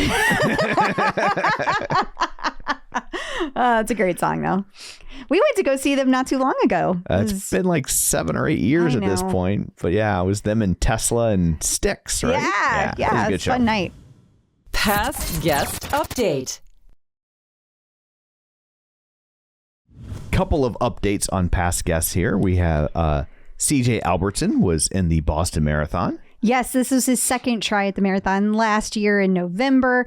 He ran and he was like in the lead for like 21 crazy miles. Yeah. And he ended up losing the lead and came in 10th. And this year he came in 11th. And he said that he was super disappointed. But I will also say, he did a really good job of kind of holding back this time. Like he didn't just take the lead and just stay there. Right. He was like trying to take the lead and get some distance on the downhills. But his times were crazy during his last practice runs. 5-minute average, 4:32. Like he was killing it. And he said he was very disappointed, but I also think that he got a better time on this Boston Marathon than he did the last time. It just other people did too, unfortunately. Gotcha. So. That's interesting that he improved, but came in 11th instead of 10th. Not to disparage that, but but that he actually ran faster though. He did. He did. Not as fast as he did during this practice run, but man, he is an incredible runner. I have no doubt. Keep your eye on that CJ Albertson. He's going to be a winner one of these days. Also had to share that Sports Insider magazine. I don't know if you remember this gentleman, but he was one of our guests. I do. He was our only guest from Germany thus far. And he was at the Boston Marathon and he got one of the finisher medals. So very cool. Congrats. And also Allie on the Run was there? She was. And not only was she there, but she was also the MC, the announcer. Right. They had her at the last minute. They also asked for her to be the on-air TV announcer as well. She said in her Instagram post today that it only ended up being about 5 minutes of time, but I saw her out there and she was doing great. She got to meet all of the winners, of course, as they came across the finish line. So very cool. And she's hinting at this led to some other really big life-changing news, but she hasn't shared yet what that might be. So lots of really cool news coming out of the Boston Marathon. That's awesome. Mm-hmm. In case you missed it. Mother's Day is just around the corner and Peloton has revealed quote unquote new. Yeah, they did. And it's a Mother's Day collection. So there's like a Mother's Day shirt and there's like some really cute joggers, yada, yada.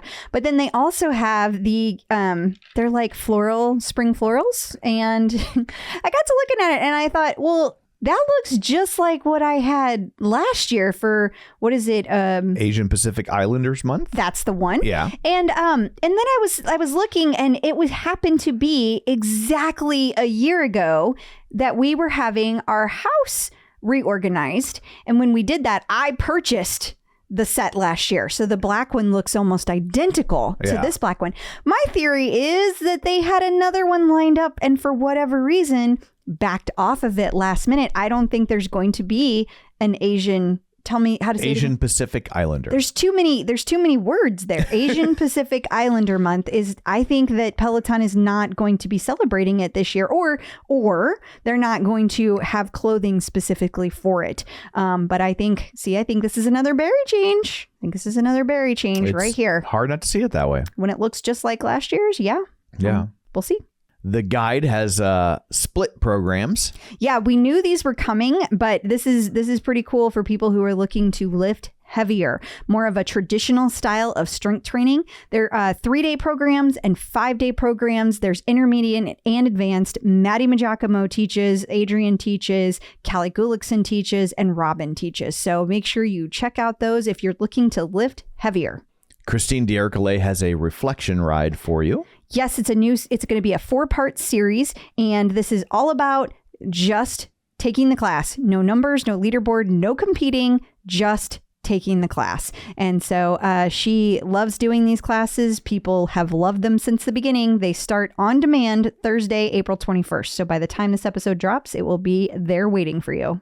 And Selena Samuela has a tread boot camp series. Yeah. So because of the Rock 22 challenge that just came out, there is a new Rock That boot camp series. And there's going to be several of the different classes are going to have, quote unquote, the best rock music in the industry. And this is going to be perfect for boot camps that you are looking to take and be able to PR. So pretty exciting. Peloton birthdays. And finally, we have one birthday this week, and it is from none other than John Foley. Happy birthday, John Foley. I hope that it will be a better year next year. This next 365-day cycle is what I meant to say. And if you're keeping track, his birthday is on April 28th, so feel free to say hello. Yes. Checking in with the Peloton community. So joining us today via the magic of ZoomTube is Clint Harp. If you're familiar with his work, and I think a lot of you are, you probably were first introduced to him on, well, I guess it wasn't the Magnolia Network at the time. What was it? That would have been back on HGTV with Fixer Upper. Yeah. There we go, Fixer Upper. Yes. And now you got your own show called Woodwork. Ladies and gentlemen, it's Clint Harp. So that was technically that was the second one that I had on my own. Really? Okay. So what was the first one you had on your own? So there was a flash in the pan little thing that I did called Against the Grain. Okay. And that led to Woodwork. And then that basically led into the Chip and Joe forming the Magnolia Network and taking over what was the DIY network. And meaning, like, when I was doing Woodwork, that kind of was all going on behind the scenes. And my show Woodwork was on the DIY network. Well, little did I know that Chip and Joe were about to take over the DIY network. And because, all the important meetings behind doors with suits and stuff, I'm not in those rooms. So, Right. And so they, all of a sudden I hear, they're starting the Magnolia Network. Oh, great. And then my show doesn't get picked up for more on the DIY network. And so I start thinking, what am I going to do? And start thinking about making my own stuff. And then I get a phone call saying, hey, from an old executive at the DIY network and HGTV, Sarah, she calls me and says, hey, I'm now working at the Magnolia Network, and Chip and Joe want you to do a new show on the Magnolia Network. And that is what is now Restoration Road with Clint Harp. So yay!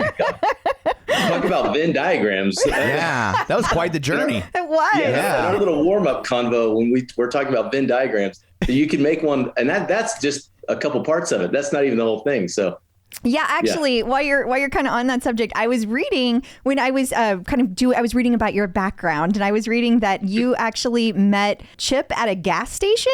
Is that accurate? You never know what to believe out there whenever you read articles. Oh, yeah, 100%. Yeah, no, thank you for asking.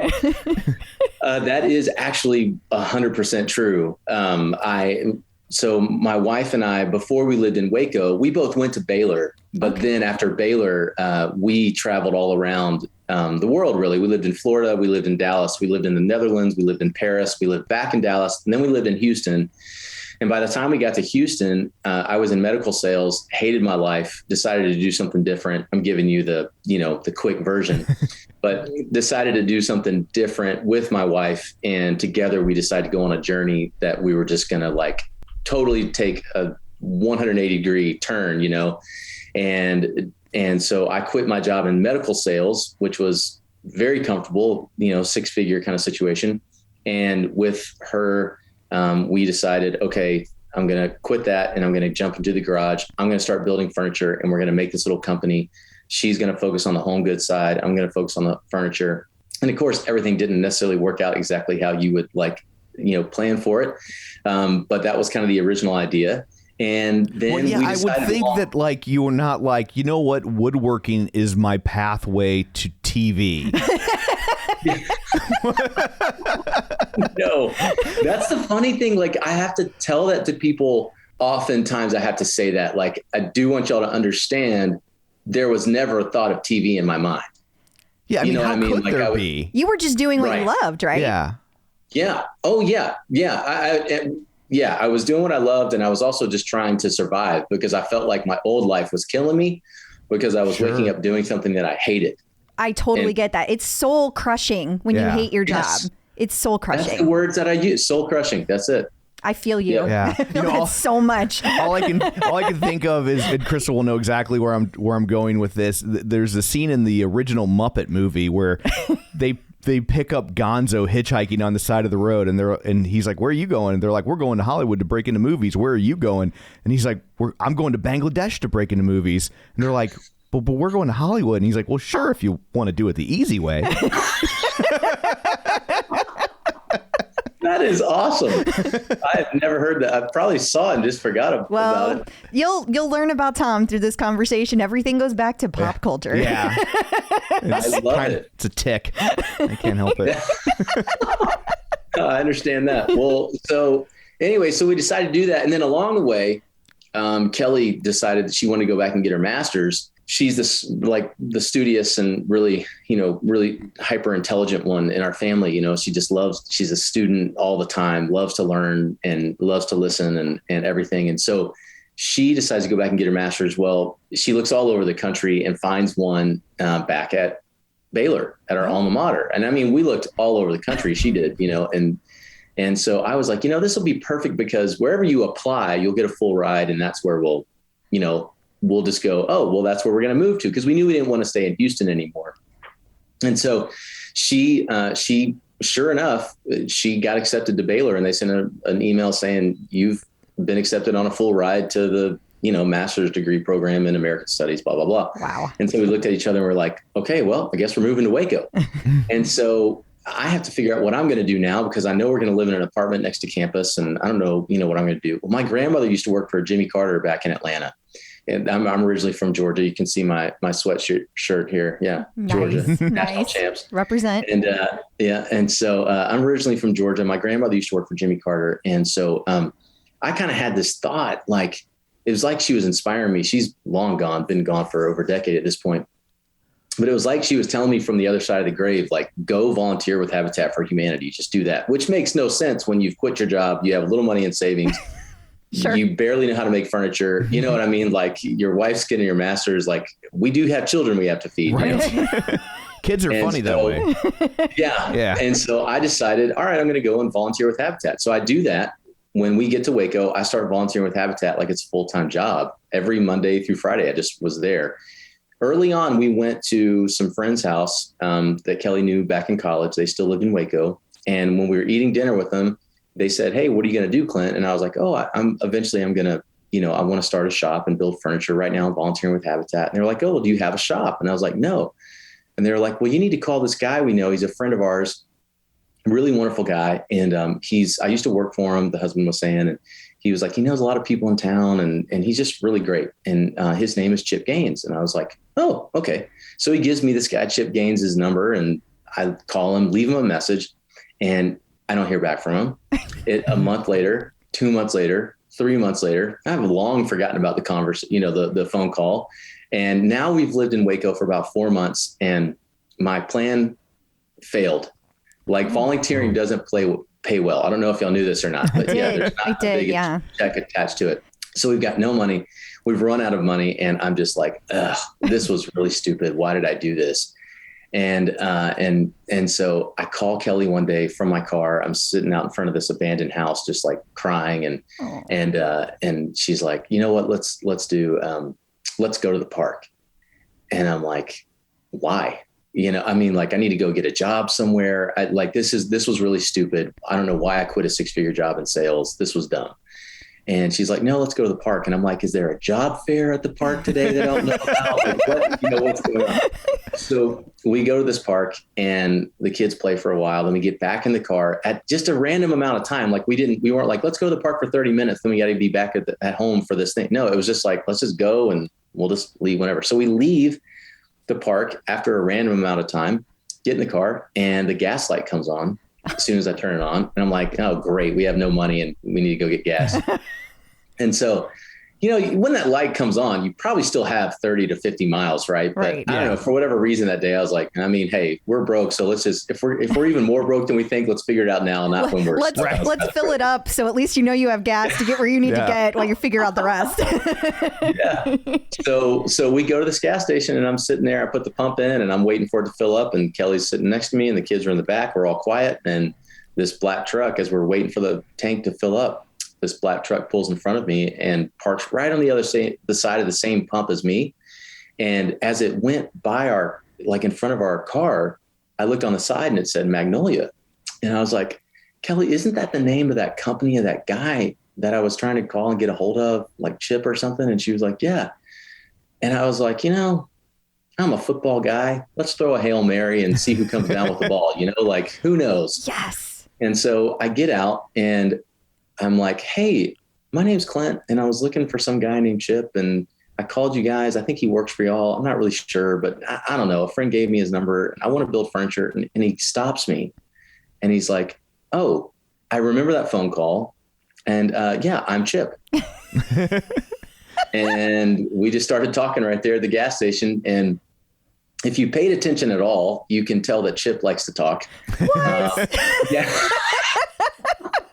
And now that you've met me for a few minutes, you realize I'm not short on words either. And so we were just gabbing, and he's like, you know what, take your family home, and then why don't we hang out later today? And we don't know each other at all, right? But I go over to his shop later that day, and we hop in his truck and we drive around for 3 hours. What? And after that, he invited me over to their house a couple nights later with my family, and we all went over and had dinner. And he had mentioned in that 3-hour ride together that like his wife wanted someone to build furniture for this product line she was offering out of their house. And of course I'm like, that's amazing. That's perfect. And he was like, you want to come over and have dinner and talk about it? And I was like, yeah, absolutely. Let's do it. And so a couple nights later we went over for dinner, and I met Joe, and Kelly and I just had a wonderful evening talking with them, and our kids played. And the next thing you know, she's asking me to build her some furniture, and I've got no shop. So I'll go back to Habitat, and I'm like, of course I've got no money. And I'm like, hey, I need a shop. And they're like, yeah, we've actually got an old shop here. The director was telling me this, his name's John. And he's like, we've got this old shop in Waco. We don't use it anymore. And we'll rent it to you. And he's like, it's 1,600 square feet. And I'm like, inside my head, I'm like, oh God, I can't, there's no way I can, 1,600, I'm thinking $1 per square foot, right? So like that's $1,600. If I get lucky and he says 50 cents a square foot, that's 800. Half of that's 400. Like I can't afford any one of those. Right. You're like, I have zero. Yes, I have zero. But I don't tell him any of that. I just am like, okay, so, I just kind of play along. Like, yeah, what would you want for it? And he's like, how about like $25 a month? What? Yeah, exactly. What? And that's when you realize that this charity for people who are down on their luck, you're like, oh shit, am I down on my luck? Yeah. Is that? I am. I'm down on my luck. I'm in the right place. And that's that. The rest is kind of history. That was I quit my job in May of 2011. We moved to Waco in December of 2011. I met Chip at the gas station around March of 2012. I was building that furniture in the little shop. Well, not little, 1,600 square feet. That old Habitat shop. for Joanna for her first little offering. Well, not first. She'd been selling home goods out of her home every quarter, basically, for years. But now she was adding like this furniture line. So that was like in May of 2012. And then in October of 2012, they were filming the pilot for Fixer Upper. And I was playing along as Carpenter. My goodness. And then that premieres when? Yeah. Like for real, like when did that officially go? Oh, when did it? I thought you were. I was Crystal like, and I both were going for the. No. Tom, come on. And so, but when did that start officially? So May of, I believe I had this right. So in 2012, the fall of 2012 is when they were filming the pilot, and I was set up in the driveway building stuff for the pilot and filming a couple scenes with Joe for that, which was really fun. And then in May of 2013, that's when the pilot aired. Okay. And then things really started to take off because people loved the pilot. Of course. And so now a whole season is ordered. And now she's calling me, wanting me to do, projects for the season. The whole time I'm at my shop, the old Habitat shop, and they'd come over and film there and everything for season 1. And now Habitat for Humanity is like, yeah, about this $25 a month. Yeah. Like, I don't know what kind of shit you're trying to pull. Yeah, exactly. Yeah, exactly. But I still, that's literally, I can't even like afford that. The funny thing is I tell this whenever I talk at like home shows across the country, I go and tell the story. And part of what I tell them is like, one of the behind the scenes things that you'll never see is while we were filming that pilot, I was checking my phone for responses to job applications that I had sent out because like even in the midst of that, like we had nothing. I mean, it's still like I'd sold a little bit of furniture with Joe, but like not, a ton, not enough for me to justify, okay, this makes sense. I'll just keep doing this forever. And I'd gotten a couple jobs around town and things like that. But like, yeah, not enough to be like, suck it, Pfizer. Right. By the way, it is President's Day and it's a day off for my kids. So if you hear stuff in the background, that's them just having a good old time back there. So they'll make this soundtrack today. Anyways, where was I? I now lost track. You were checking. You were checking your phone for jobs during the pilot. People don't realize that. Like I was literally like checking the phone all the time. I even had a conversation with Joe about it. I was like, hey, I just want you to know, like, I hope this thing takes off, but I don't know if I'm going to be able to do any more with y'all. Cause I literally am like, I'm applying for jobs cause I've got to figure this out, So anyways, but, thankfully I have a really bad resume apparently, cause no one called me back and, that's pretty awesome. And so we kind of cruise on. Well, so fast forward now we're filming the show and first season's rolling along. Well, the whole time I'm at my shop there at Habitat, the old Habitat shop, there's this house next door to it that I would see every day. And it was this big white old farmhouse, but it was now like a crack house and it's not a great place at all. And I would look at it every day and I would go, man, eventually we're going to turn some of this shop here that we have into a storefront. And so people can come and shop here and they're probably not going to want to come here if this crack house is next door. So maybe I should buy that and, like turn it into a rental or something just so it cleans it up a little bit and, whatever. Well, one day we're literally setting up the film for Fixer. The crew's over there. Joe's coming over, like the whole thing. And this guy that owns that crack house, he comes over and he says, hey, Clint, if you'll buy my house before Christmas, which was in 10 days, If you'll buy my house before Christmas, I'll sell it to you for $10,000. What? And it's a, 2,800 square foot farmhouse. And I'm like, I don't have $10,000, but yes. And at this point I had become friends with a banker in town that Chip introduced me to, and his name was Joe and is Joe. And he's a great guy. And apparently he's not a great banker though, because he was like, yeah, sure, we'll loan you money. I'm like, I have nothing. I just want you to know that, And no, he's great. And so he loans me the money and we're going to close on this house in 10 days before Christmas. Well, a couple of days after that conversation, right before we close, Kelly sees Joe at Target in the parking lot. And Joe's like, what are y'all up to? And Kelly's like, oh, that house next to Clint's shop, that crack house? She's like, yeah, I know the one. She's like, yeah, we're buying it. We're going to turn it into a rental. And Joe was like, we need to do it for the show. and she was like, I don't know. I'll talk to Clint because, we're just going to turn it into a rental and he's going to do all the work. I don't know. I'll need to talk to Clint. And Joe was like, let me talk to Clint. And, the rest is kind of history on that one. And, we ended up doing it for the show. So yeah, that's awesome. There you go. So here's my question. It's been almost 10. It's been, if you look at your calendar, almost 10 years to the day since you met Chip Gaines at the gas station. So did he ever tell you why he didn't return your phone call? No, I just knew. He's too busy. He's crazy busy. And he probably was just like, who in the world is this fool calling me on my phone, like giving me this long story about, building stuff with his granddad when he was a kid. I mean, it was a long message. I'm sure he was like, what is this? Yeah. No, so I have another question though. Did I also read accurately that you guys have since then moved and put that house up for sale? Is that accurate, or do you still live there? We don't live there anymore. We did put it up for sale just because the housing market here was pretty insane. So we thought, we'll try. But this was after running it as an Airbnb for a couple of years. Oh, cool. And then we were like, it didn't really work out. And we were like, you know what, let's just keep running it. And so we're running it again as an Airbnb, and it's going great. We love it. And it's, it's actually a part of our business. We use it for photo shoots and we use it for meetings when people aren't staying there. So it really has turned out to be awesome. But now the full story, which is it's right there next to my shop. So you can imagine, after living there for 2 years, right when Fixer Upper got hot, it became a really bad situation because we're like in the driveway. I'm playing basketball with my son, and they're like, people coming over. They're like, hey, can we take a selfie? And I'm like, oh my I love doing this, but just not when I'm playing with my kids. Right. Yeah, I'm sure it's fun like the first time. Right. Yeah. You're like, oh, someone that's knows exciting. And then you're like, okay, I need some, this is my house, my time, my space. That's right. Where it really came in handy, there were 2 times where it really came in handy. Both times it was when people had come that you were like, I've got to go meet them. The first one, all of a sudden, Laura Bush, who, lives down in Crawford, they get a phone call and they're like, Laura Bush, the first lady, she's here. Would you like to stop by? I'm like, it's like a Saturday. I'm on the couch, laying down, watching cartoons with my kids. I'm like, oh my gosh.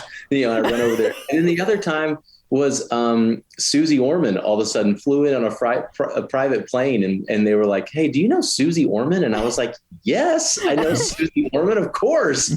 And so I got dressed really quick and ran over. Both of these were times when it was like a Saturday. It was so random. So that was when it came in handy. But other than that, it was not a good situation. Were you like, Susie, a private plane isn't very financially responsible? Like, I don't know that. That's yeah. I tell you what, she was there with her wife, and it was so awesome to meet them. Of course, they had a couple people on their team, and like the energy field around that woman is the most intoxicating. You're just like, in person, you were just like, who are you? Like, why are you able to like make me feel so like, Kelly and I both felt this way because we were just like, we feel so inspired to just go and take on the world. I mean, she is just. There are some people that just give that aura, and it's not just like, oh, if you're a celebrity, then you must have that aspect. Because they're like, my day job, I end up meeting lots of famous people. I book concerts for a living, and so and I'm the marketing guy, so I run the meet and greet. So like and it's like, but I meet lots of famous people that don't have that. But every once in a while, you meet one that it's just like next level, and I can't. And like for me, and it's not even somebody that I necessarily agree with, but like Glenn Beck was like, the way he worked a room and like when he looked at you, you felt like he was looking into your soul. Like I've never felt anything like it in my life. It was insane. With a dark vision. No, like it wasn't. I don't even mean it as in like a quote unquote, oh, he's evil. But I mean, like he was super nice, and it was just like when he looked at you and talked to you, there was just something like you felt like you were the only person in the world. It's kind of magnetic. Yeah, it was charged. Weird. Yeah, that is weird. That's definitely not what I would expect out of him. But it is weird. I mean, because there are also all these personas and things that people give off, and you meet them one-on-one, and you're like, wait a second. That's not what I expected. Yeah. It can go any direction. It can, Totally. Sometimes it's good and sometimes it's not good. Yeah. Most people walk away from meeting me and they're like, God, he's a jerk. He was so nice on the show. What happened? So, okay, Peloton. So Peloton. when did you end up getting your bike? Like, when did you fall in love with the brand and you were like, I need to take this bike home? So the thing for me is that I have always been like a cardio junkie. I love cardio. I love movement. I run all the time. That was really my first love, is running. And I've run a few marathons in my life and half and, some other races and stuff. And I really love running. And as things really took off with Fixer Upper and stuff like that, and Waco's not a huge town, it became a little bit problematic because my schedule all of a sudden now is like weird. I'm traveling around speaking at a home show.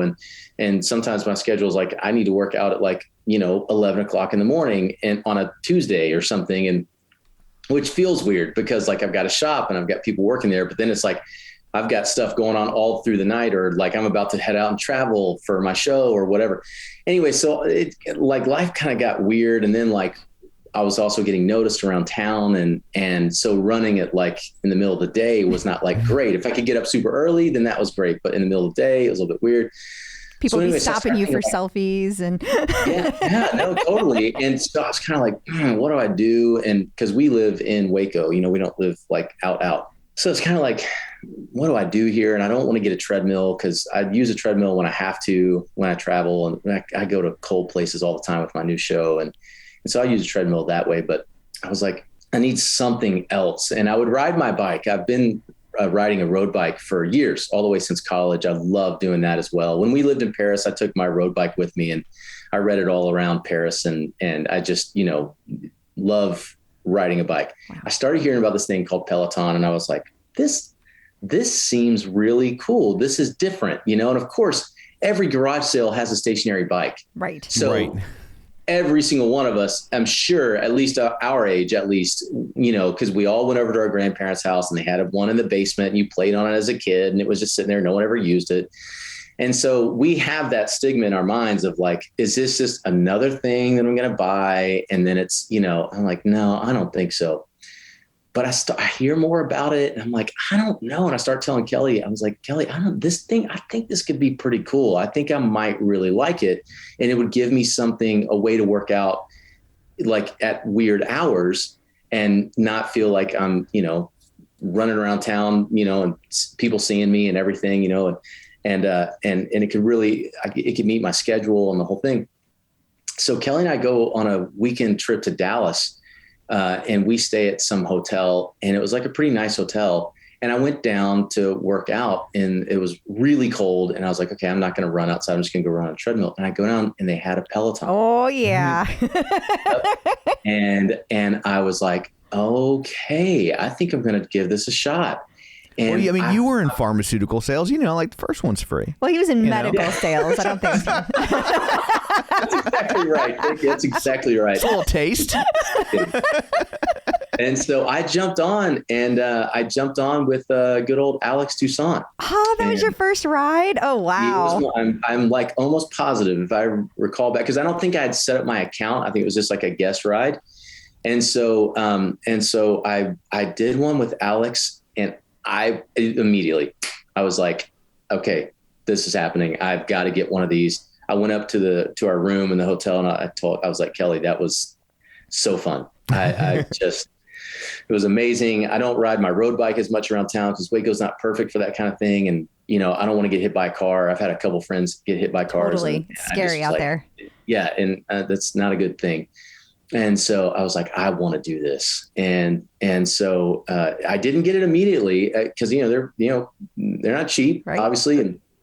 And so I saved up and waited and then I got it. And I think that was 3 years ago or something like that. And I've worn that thing back there. I've worn it into the ground. Yeah. That's exciting. It was pre-pandemic, obviously, though. Oh, yeah. Yeah. That's it cool. Maybe 4 years. I can't even remember. It says on my profile, I guess, or something. I don't know. I've had it for a while, but I might be a little obsessed with mine. I know exactly what date I got mine. Yes. I know the date I got mine. I know the date I got my tread. I'm a little obsessive about these details. You got the tread. I do have the tread. Yeah. And actually, it's funny because Peloton has kind of turned me into a runner. I met all these people through the Peloton community, and I, like Tom, had never exercised regularly in my adult life. Yes. I had exercised, but never into it.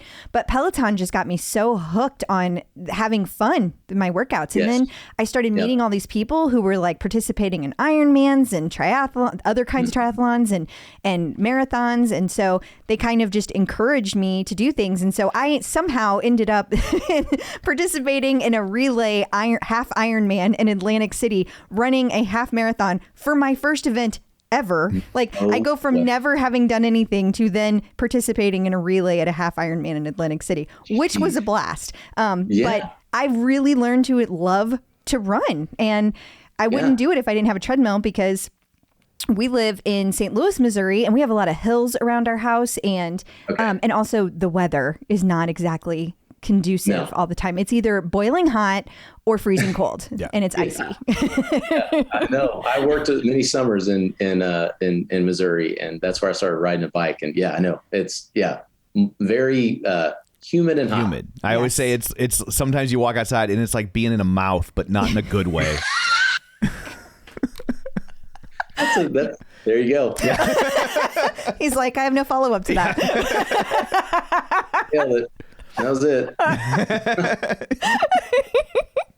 I'm glad I got you into running though, because running is my jam, and I have a T-shirt on under here. It's kind of like my hashtag with everything is love, build, run.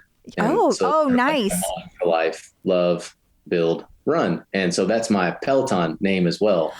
It is. Oh, I guess it's okay to share on the show. That was one of the questions I had for you, but I guess it's sure. Okay. Yeah, no, that's fine with me. I love the community. I know, it's so, I feel really safe within the community, because it's like, it's just a bunch of people on there riding bikes and having a good time.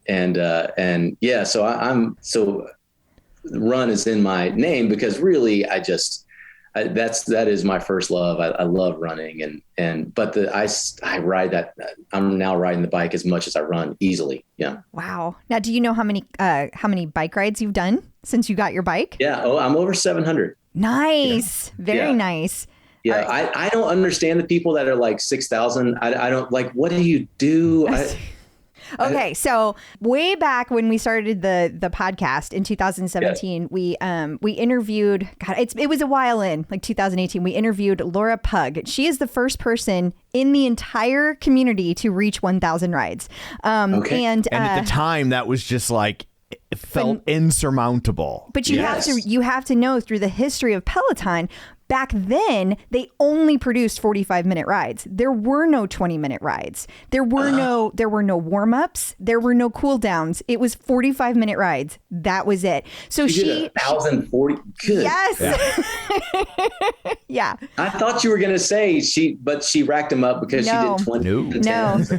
So now when you see people that have done 6,000, it's a different kind of 6,000. It's no less of a milestone. It's still an amazing achievement to get on the bike that many times, regardless. But they do stack 20-minute rides and a warm up and a cool down. That looks very different than what she did.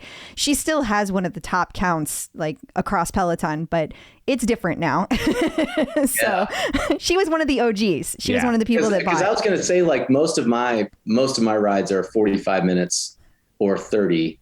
And back during the pandemic, I feel like I had to pair a couple rides together. So I feel like I was doing more to get to 45, because usually I try and work out for at least 45 minutes.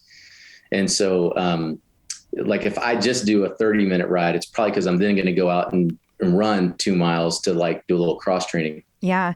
And that's the other thing too. People who get those really high ride counts, they're not cross training. They only ride the bike, and I think that's important for people to remember too. Yeah.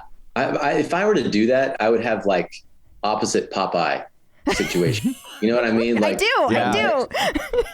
It would just blow up. I don't. Cross training is important. It would not be a good look for me. Yeah. And how do you open a can of spinach with your feet? Like, I mean, that's a great question. You got to plan for things like that. Tom, I like the way you think. Yeah. My streak that I'm most proud of, though, is not the. I'm very proud of over 700 rides, as you should be. But I think I'm like, let's see, 118 or 19 or something weeks in a row. Wow. So that, of course, the pandemic helped with that. Sure. You weren't traveling as much then. Exactly. Yeah. And nobody ever talks about the upside of pandemics. Right. That's a nice take. Yeah. Exactly.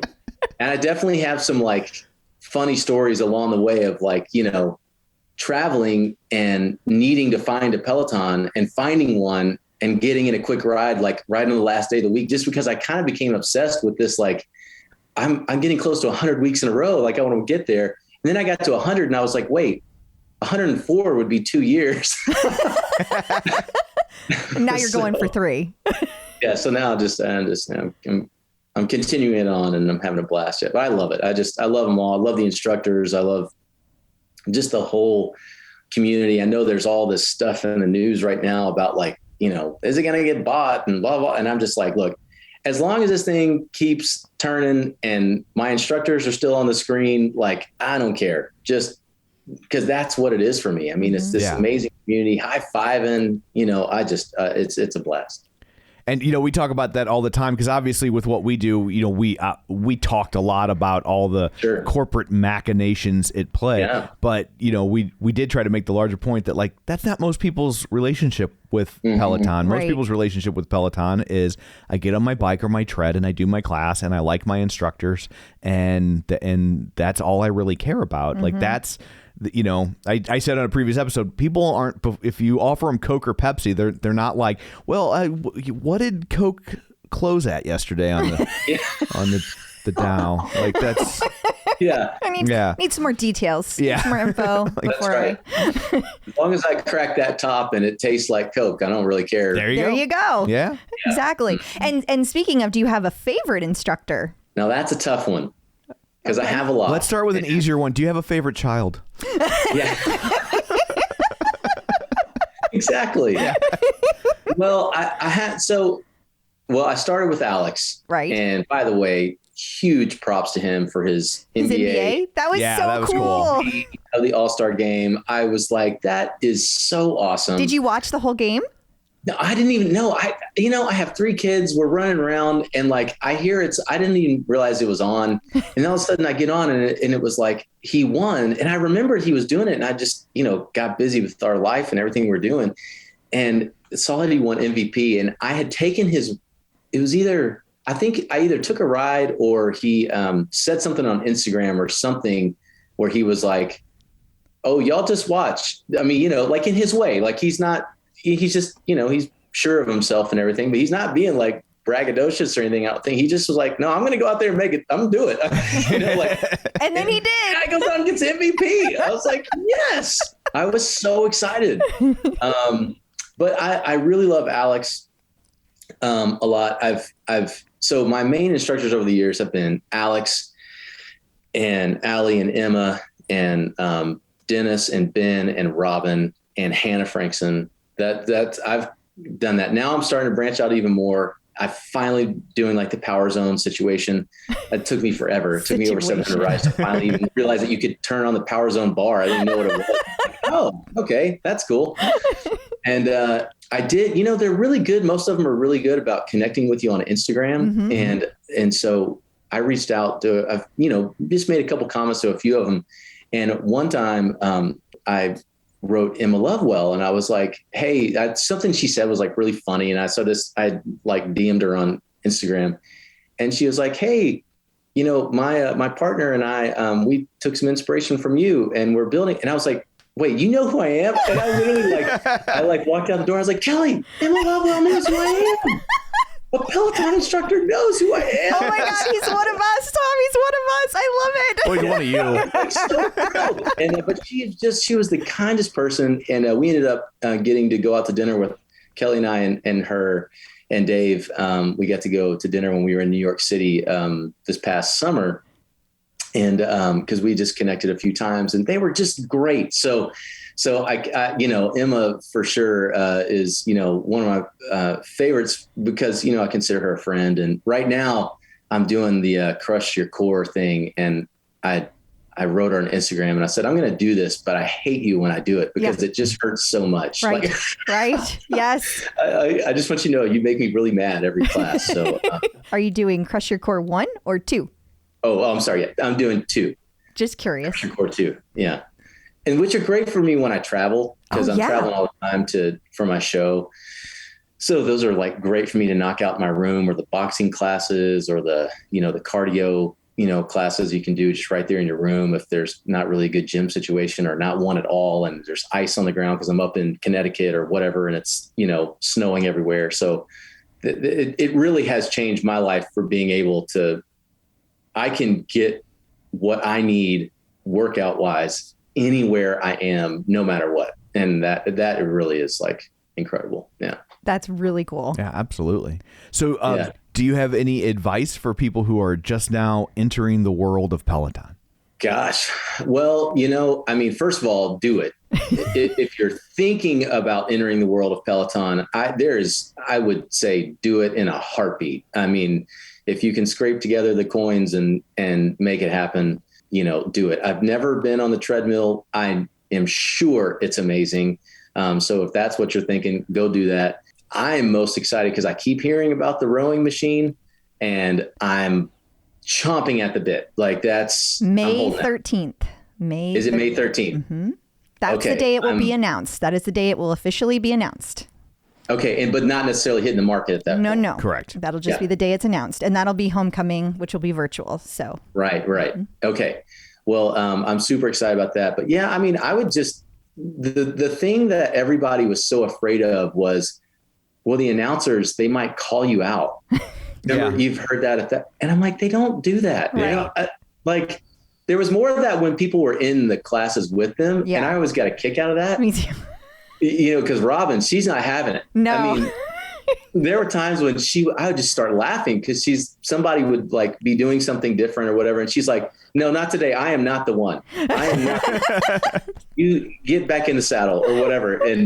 And there are sometimes when I'm riding and like, I'm a hill climber. So like, I love all the like climbs. That's kind of my jam. And so it feels more comfortable for me to get out of the saddle. And so when there is like a recovery time, I tend to like get out of the saddle, and because that's just more comfortable for me.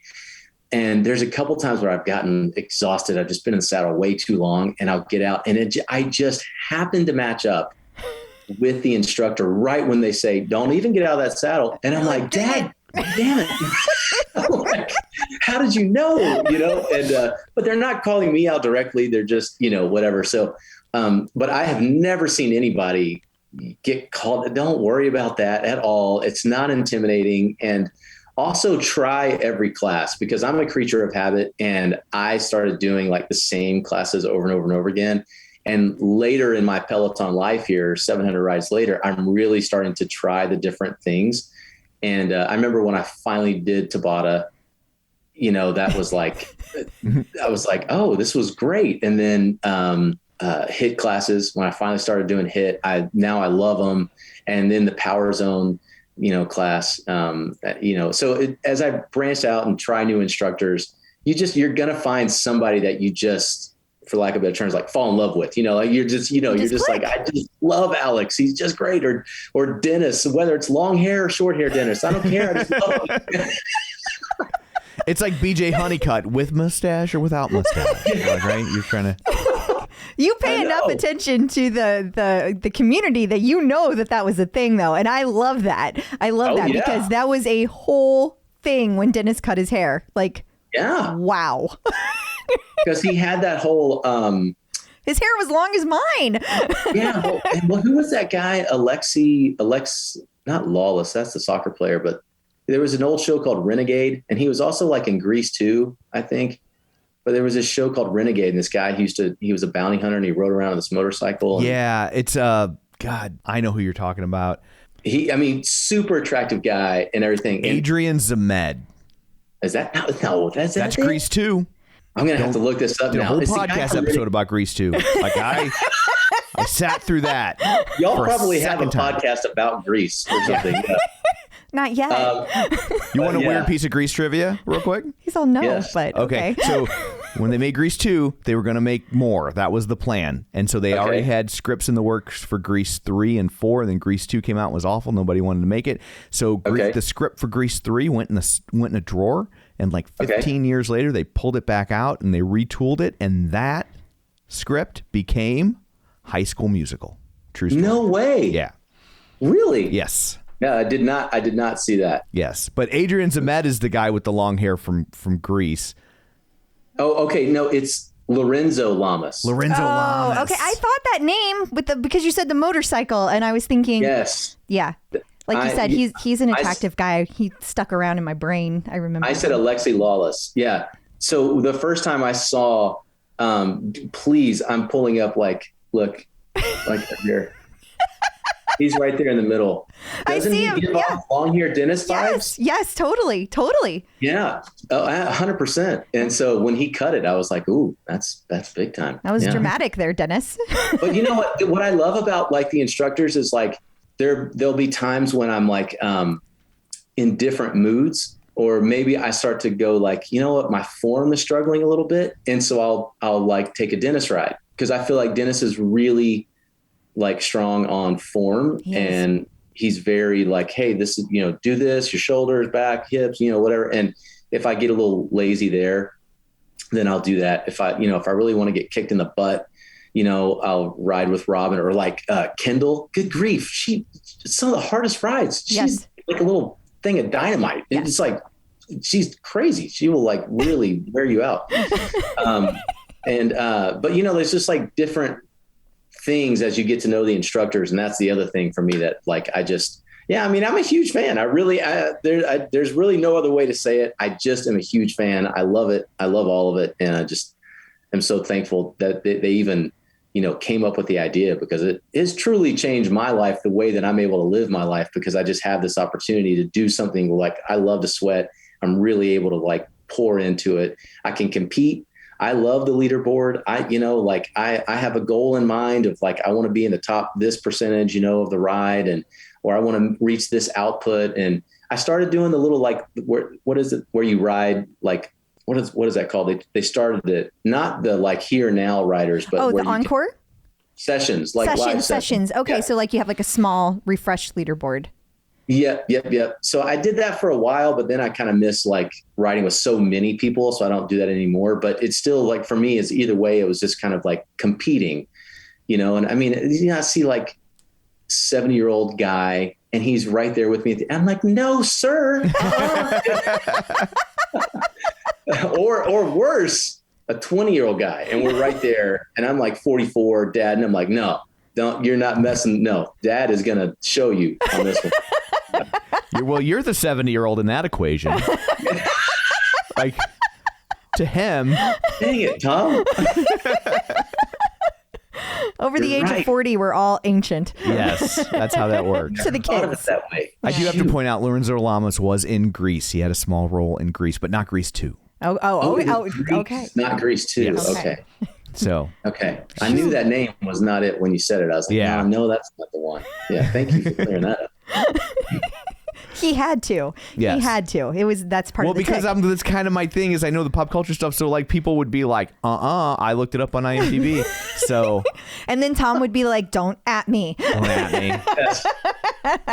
If by the way, if I'm the only one that thinks Lorenzo Lamas looks like, Dennis, I'm going to feel really stupid. I hope everybody You're else. Not. You're not. I assure you. Yeah. Definitely not. Yeah. Awesome. Well, thank you so much for taking time out of your day to join us. We really appreciate it. Before we let you go, just remind everybody where they can find you and all your stuff. You have lots of places, I'm your sure. Instagram and all the things. Yeah, thank you so much. Yeah, well, so my show is Restoration Road with Clint Harp, and you can stream that anytime on the Magnolia Network through Discovery Plus, or Magnolia actually has an app, and so you can stream it there as well with a subscription. Or if you have cable and you used to have the DIY network, then you can watch it there on Tuesday nights because the DIY network turned into the Magnolia Network. So Tuesday nights, 9 Eastern, 8 Central. You can watch it there. Right now, the first season is running, and everybody's really confused because the first season streamed first. The pandemic threw everything off. Yeah. The first season streamed first, and then it took forever for the actual TV, changeover to happen. So now that that's happened, the first season is happening again. So of course we're like, new episode on, but it's the first season. People are like, wait, I've already seen this. I'm like, yeah, I know. Okay. But anyways, so, but we're filming season 2 as we speak. I'm about to head out to Montana a week from today to film more. And then, my business, Harp Design Co., you can find us online, harpdesignco.com, and order our furniture. I'm still making tables and home goods with my wife, and that's what we're doing. And then, and you can follow me on Instagram and Twitter at Clint Harp Official on Instagram, and at Clint Harp. I think it's either at Clint Harp or at Clinton Harp. I can't remember on Twitter, but I'm there as well. So yeah, thank you all so much for having me. This is really so fun. Of course, when you had Sarah from Pantsuit Politics on, she texted me and she was like, hey, your name came up today. Because we're friends and we're doing an event together here in Waco soon, and with their podcast, and she was like, can I pass on your name, your info? And I was like, yes, absolutely, a Peloton podcast, 100%. I'm so glad she did. I totally badgered her. I was like, but you can put us in touch, right? You can do that, right? but back to Clint, we could do that, right? Well, I'll tell you, I'm so glad that you badgered, and she's. They're amazing, Pantsuit Politics. They are. Yeah. Oh my gosh. We had a lot of fun talking to Sarah too. She was really fun. Yeah. Yes. We tend to have a lot of fun in general. We so try. It's pretty easy for us. But I think you do. Yeah. Y'all are pretty stinking fun. So. That's going on our LinkedIn. So much. Pretty stinking fun. Clint Harp. Per Clint Harp. Yes. That'll be like at the bottom of when you do the movies come out and they always have what do they call those, Tom? Posters? No, whenever they have the little words at the bottom. The blurbs? Yeah, never. The reviews? Yeah, but they always on the back of books. This has gone awry. Yes. Never. Yeah, I hear what you're saying. You know what I'm talking about? The quote, the featured quote. Yeah. The little blurb on the back. Yeah. It's like the clip out. Pretty stinking fun. Exactly. There we go. Clint Harp. I love it. This is as deep as I get. Pretty stinking fun. It helps because you got one of these cool mics. Yeah. Yes. I do. This is literally also where I do all my voiceovers for my show. So I have that. I used to do a podcast as well. And I had a blast doing that. And my assistant was really also producing it. And through the pandemic and stuff, she ended up going a different route. And so y'all know it takes a lot of work to produce a podcast. Amen. It does. Mm-hmm. My advice for anyone, they're like, what's the best way to start a podcast and stay on top of it? I always say, marry someone who will do that. That's. I mean, y'all have like 10 podcasts. I don't know. Yeah. It's not quite 10, but. I had one and really loved it. And, but yeah, so that's why I got this in the first place. And then I started using it for, my voiceovers and everything. So yeah, it works out great. It's a good mic. It is a good mic. It is a good mic. Yes. Well, thank y'all so much. What a blast. I'm not kidding you. Thank you. I love it. And, y'all are just awesome. And I'm actually wearing my bike shorts now. Are you going to go hop on the bike right now? Oh yeah, absolutely. No, that's awesome. If we ever make it down there, because I would totally love to see Waco. I've told Tom I want to go down there. Yeah. I am a huge fan of the show, of the original show Fixer Upper. Admittedly, I have not watched Restoration, but I always loved the furniture you created. It was beautiful. Thank you. So it's a great couples trip because I'm a fan of cults. So. See, it's really we offer you everything down here. Checks a lot of boxes. It really does. You got cults, you got Magnolia, you got furniture, you got whiskey. If you like whiskey, there you go. Yeah. Boy, the CVB for Waco had to be so excited when that show became a hit, right? I mean, for real.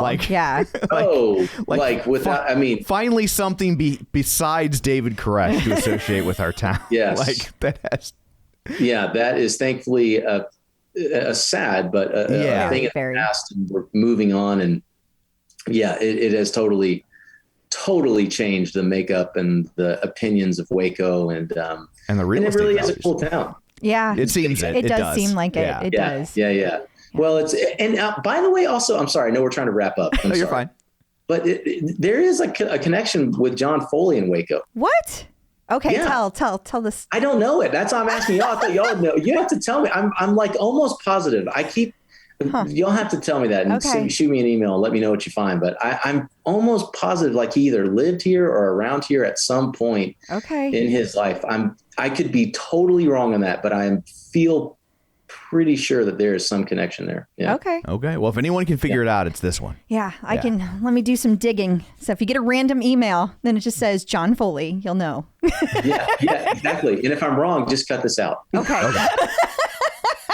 She does that a lot for me. Yeah. All the stuff where I'm like, he wasn't in Greece, gone. Or if I'm mad at him, stays. See, all your funny stuff, she takes that out. Like, sorry. I know people think I'm funny. They have no idea how really funny I actually am. Like, she's cutting out all the best stuff. Good for you. Yeah. Way to go, Crystal. Let's take the power back. That's what I'm talking about. Oh my gosh, this has been so fun. Thank you so much for taking so much time to talk to us. Seriously, that's been really. I hope you have a great rest of your day, and I wish you nothing but success with the show, season 2. And thank you. We will be watching. Huge fan. So thank you. Thank you so much. Same back to you guys. Thanks for having me. Thank you. You take care. Clip out. So I guess that brings this episode to a close. Until next week, where can people find you? People can find me on Facebook at facebook.com/Crystal D. O'Keefe. They can find me on Instagram, Twitter, or the Peloton leaderboard at ClipOutCrystal. And you can find me on Twitter at Roger Kubert or on Facebook at facebook.com/Tom O'Keefe. You can find the show online, facebook.com/TheClipOut. While you're there, like the page, join the group. And of course, don't forget our YouTube channel, youtube.com/TheClipOut. So that's it for this one. Thanks for tuning in. And until next time, keep pedaling. And running. Clip in.